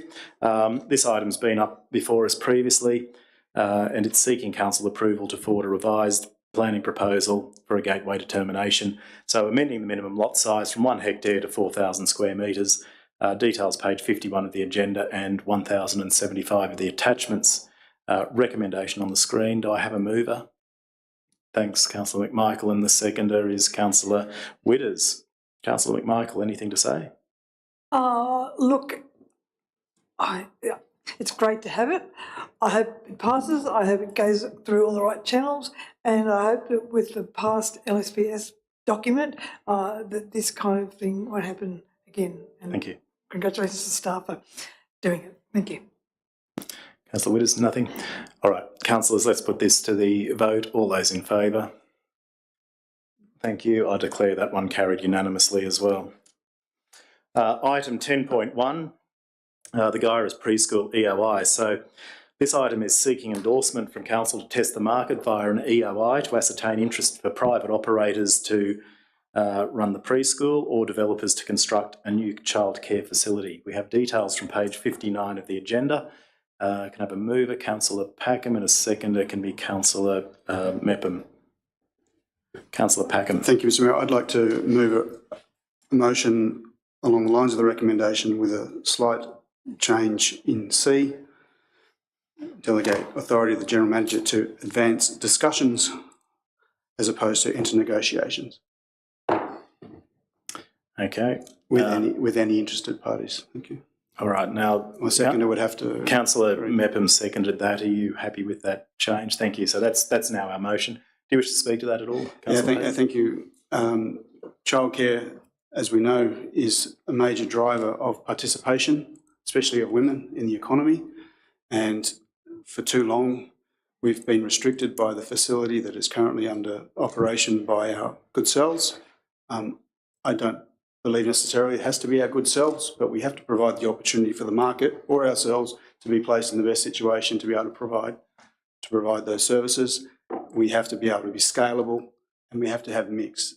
If we restrict ourselves to certain age groups, we put ourselves behind. If we're open from babes to toddlers and long daycare as opposed to early childhood learning, we have those things option. And I think by placing this out on an open EOI, we're going to come back with a whole bunch of proposed solutions, hopefully not necessarily one where this council has to build and lease a facility. Hopefully it will come with private investment, but the only way to do that is to get it out into the market and test it. And I applaud the council for finally getting to this situation, to this position. Thank you. Thank you.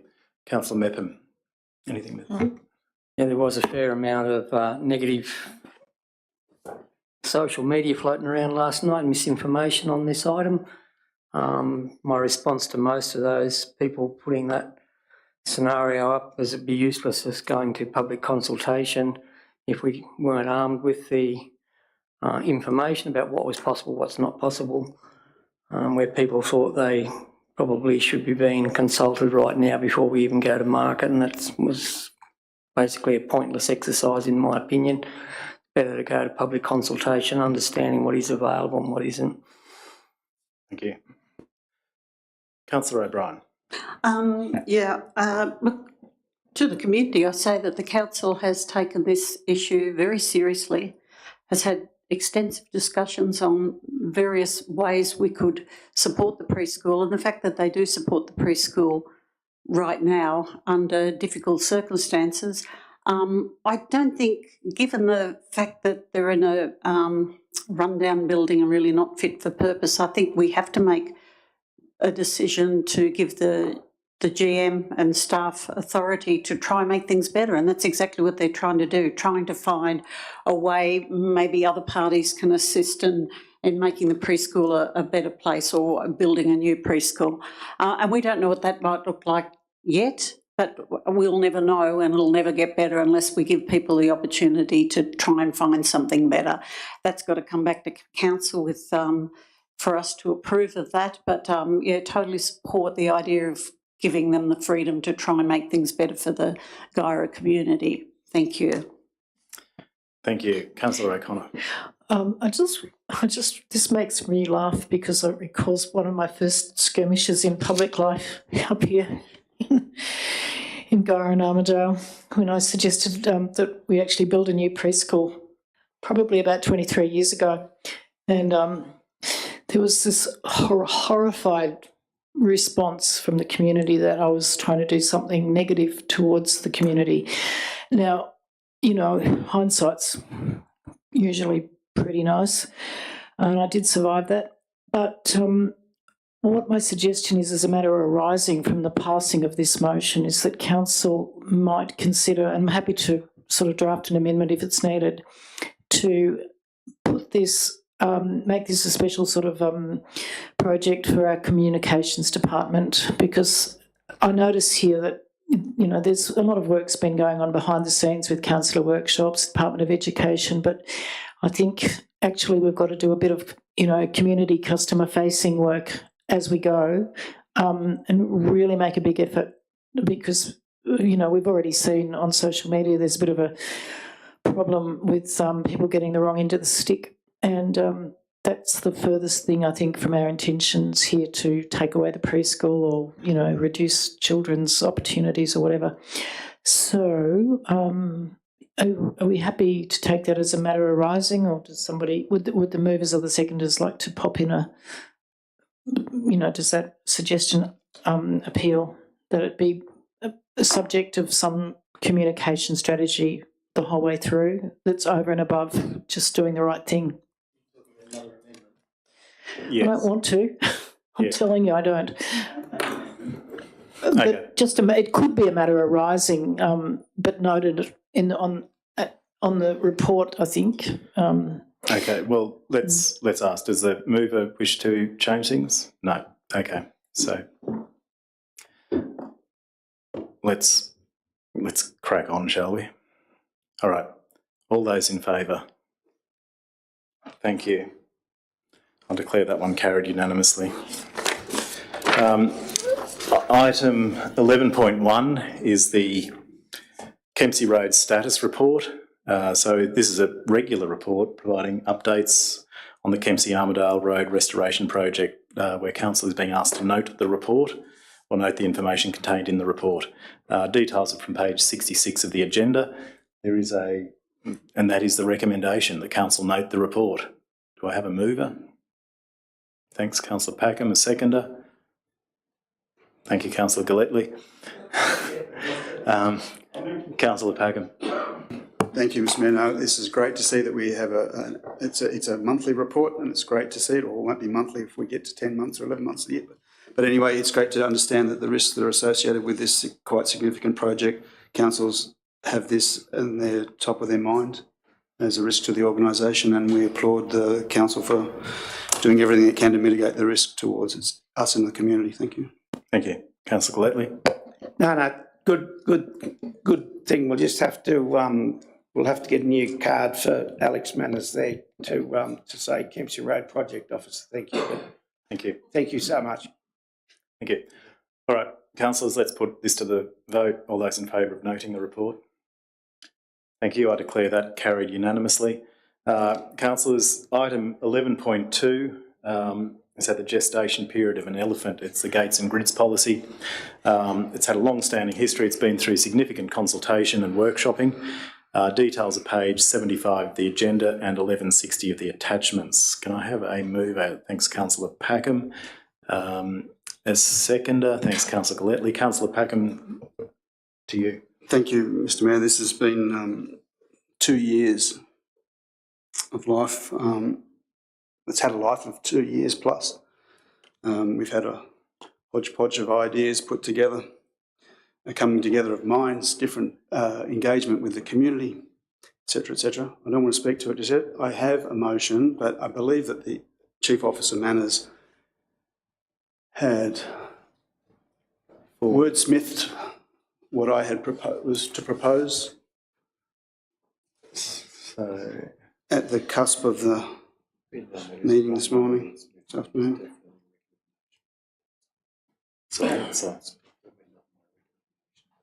Okay.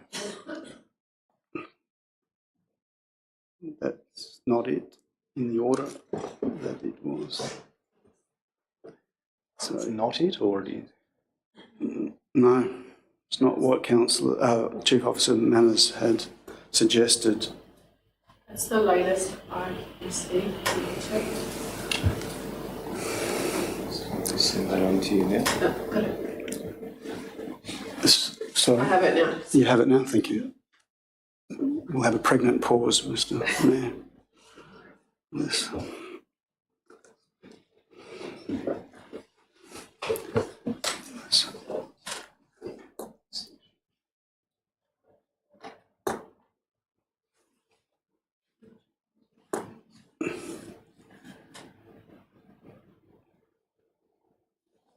So is that's your motion? There's one insertion towards the end of the D, replacement to an upper limit.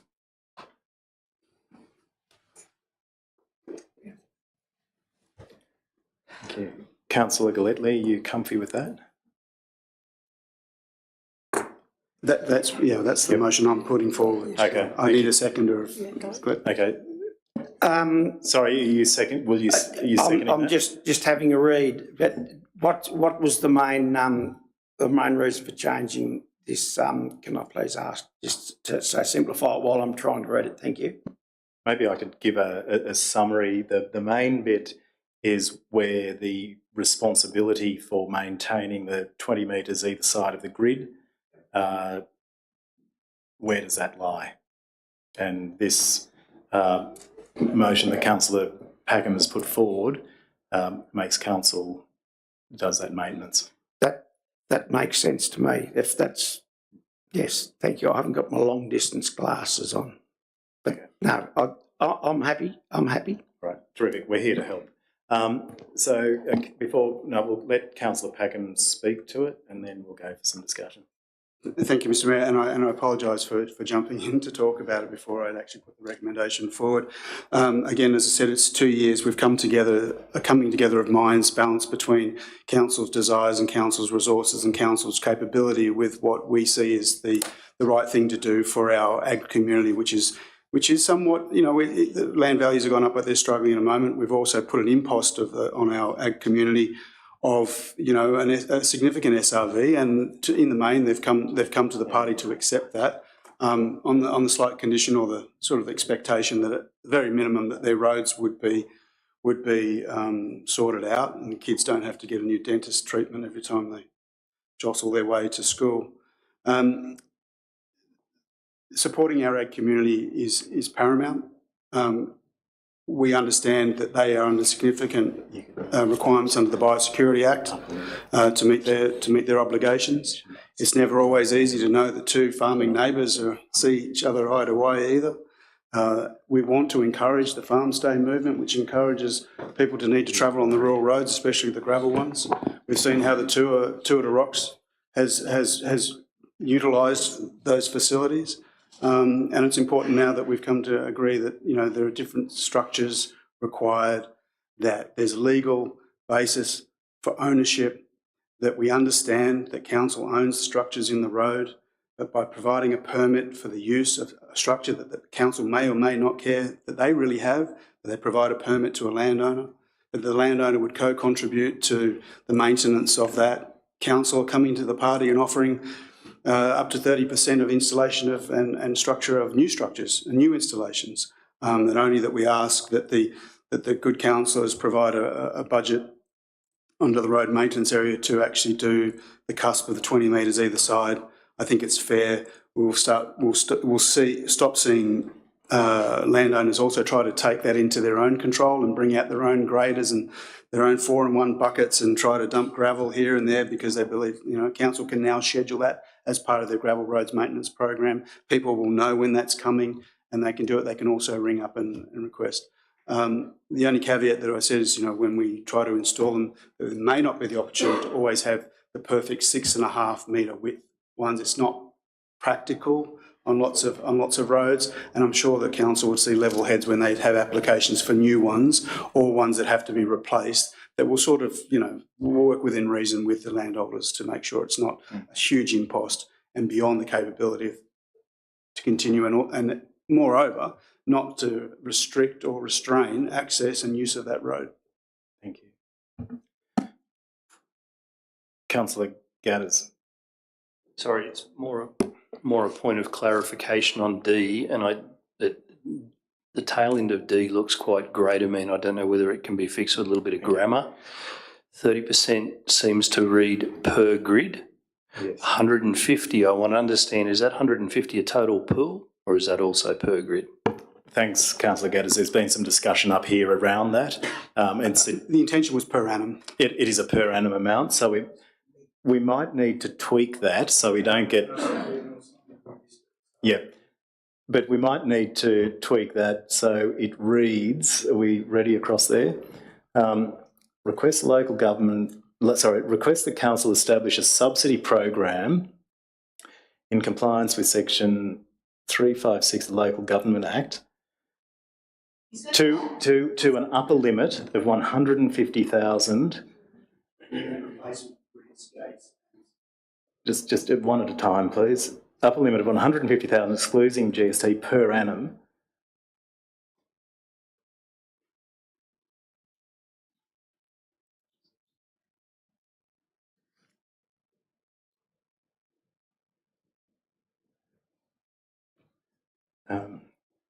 as a, not with a, so as a funding contribution to grid permit holders up to 30% per grid. So,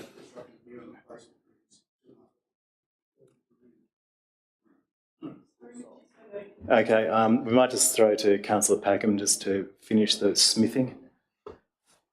Thank you. If we start with just killing off the last bit to an upper limit of 150, excluding GST.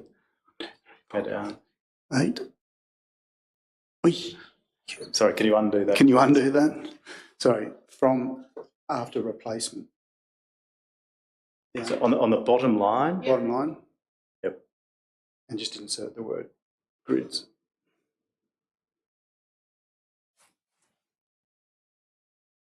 I think that's right. Alex, you happy with that?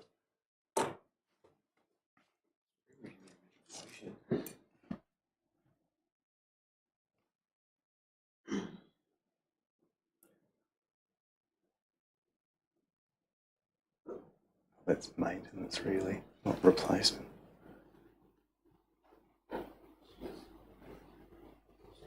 So that's CapEx. That part D is CapEx. Yep. On new installation of new and replacements.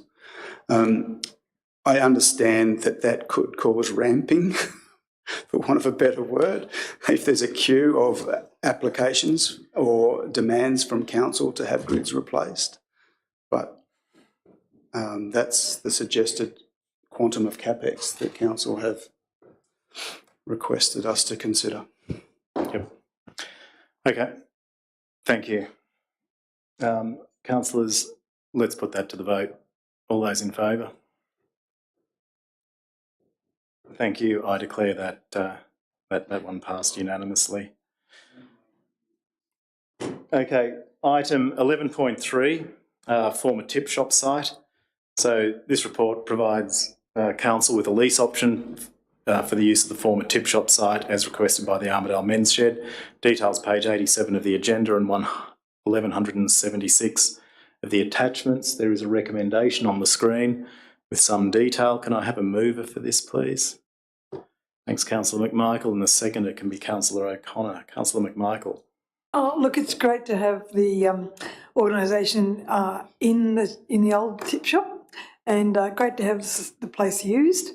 And I think it's a great move by everyone. Thanks. Thank you. Councillor O'Connor, anything to? Yeah, look, I just wanted to say that it's this is the kind of thing that it's good to see council doing. The Men's Shed is in a spot of bother at the moment, but it's a magnificent organisation long term and as a national and now international organisation. So let's do this and support them. Thanks. Excellent, thank you. Councillors, any comment? Let's put it to the vote. All those in favour? Thank you. I declare that carried unanimously. That's a good result for the community, good result for the Men's Shed. Councillors, we now go to some committee reports. I'm going to join items 13.1 and 13.2 and 13.3 together, which are the minutes of the Traffic Advisory Committee from 6th of February, the 5th of March and the 2nd of April 2024. There is a recommendation that not only are the minutes noted, but there's a lot of detail in there about what has happened. Can I have a mover for the motion? Thank you, Councillor McMichael. Seconder can be Councillor Robinson. Councillor McMichael, do you want to give us a quick summary? There's been lots of events in Armidale and the region lately. We were very sorry that the Autumn Festival didn't go ahead, even though we did approve it. The Two at a Rocks went ahead. Tomorrow, Thursday, is Anzac Day, and both towns will have their various streets closed for the marches. Thanks. Thank you. All right. Can I just give a shout out to the community's musos? Like I know, as Councillor McMichael said, the Autumn Festival didn't get a chance to go ahead due to the forecasted weather, but I went down to the town hall for the event down there, and just the talent of the people that played down there. Like, and as I was leaving, people were coming in. So the community, although it was a bit of a rushed change, like they still supported it. And so that's hats off to not only the musos but the community for and being their response to council's decision. I think it was very positive, being understanding of why council made the decision to cancel the street parade. In bygone years, council probably would have copped a pasting, but the community's starting to come around and understand why the decision was made. So hats off to the community. Thank you. All right, councillors, let's put this to the vote. All those in favour? Thank you. I declare that one carried unanimously. Item 13.4 is the District Liaison Committee for the New England Rural Fire Service and their minutes of the 29th of February 2024. The recommendation is the minutes are noted. There's been a fair bit of activity out there. Can I call for a mover? Thanks, Councillor Mepham, and a seconder. Thanks, Councillor Robinson. Councillor Mepham, do you want to bring us up to date? Yeah, there wasn't a lot of significant conversation or material in the actual agenda. One problem that continues to arise from time to time is the timeliness of invoices from council to RFS, which causes issues with their budgeting, and it's also a significant delay in transferring money from their account to our account. Hopefully we can get that back on track again. It is a recurring theme, just getting what work was done in the workshop documented, invoiced and money moved. Other than that, there was very little to report. I did ask the question about how old the average age of the fleet was, and they were able to answer that out of session as being 17.5 years, which is a significant creep from when I was there at 10.4. So our vehicles are getting very old. Thank you. Terrific. Thank you, Councillor Mepham. All right, let's put this to the vote. All those in favour? Thank you. I declare that carried unanimously. We have a question on notice in this report at item 14.1 in relation to a question on notice from Councillor Robinson around community reported statistics. So we are being asked to note that response. Councillor Robinson. I call for a mover, which I'm hoping is Councillor Robinson. Terrific. Thank you. A seconder. Thanks, Councillor O'Connor. Councillor Robinson. Well, I think it's really, really important that we try and do as much as we possibly can to engage the community, and maybe this information will help guide future policy. Thank you. Thank you. All right. Terrific. All right. Those, let's put this to the vote. All those in favour? Thank you. I declare that one carried unanimously. Councillors, that brings us to the end of the open session. Can I have a motion that we move into closed session? Thanks, Councillor O'Connor. Seconded, Councillor Robinson. All those in favour of moving into closed? Thank you.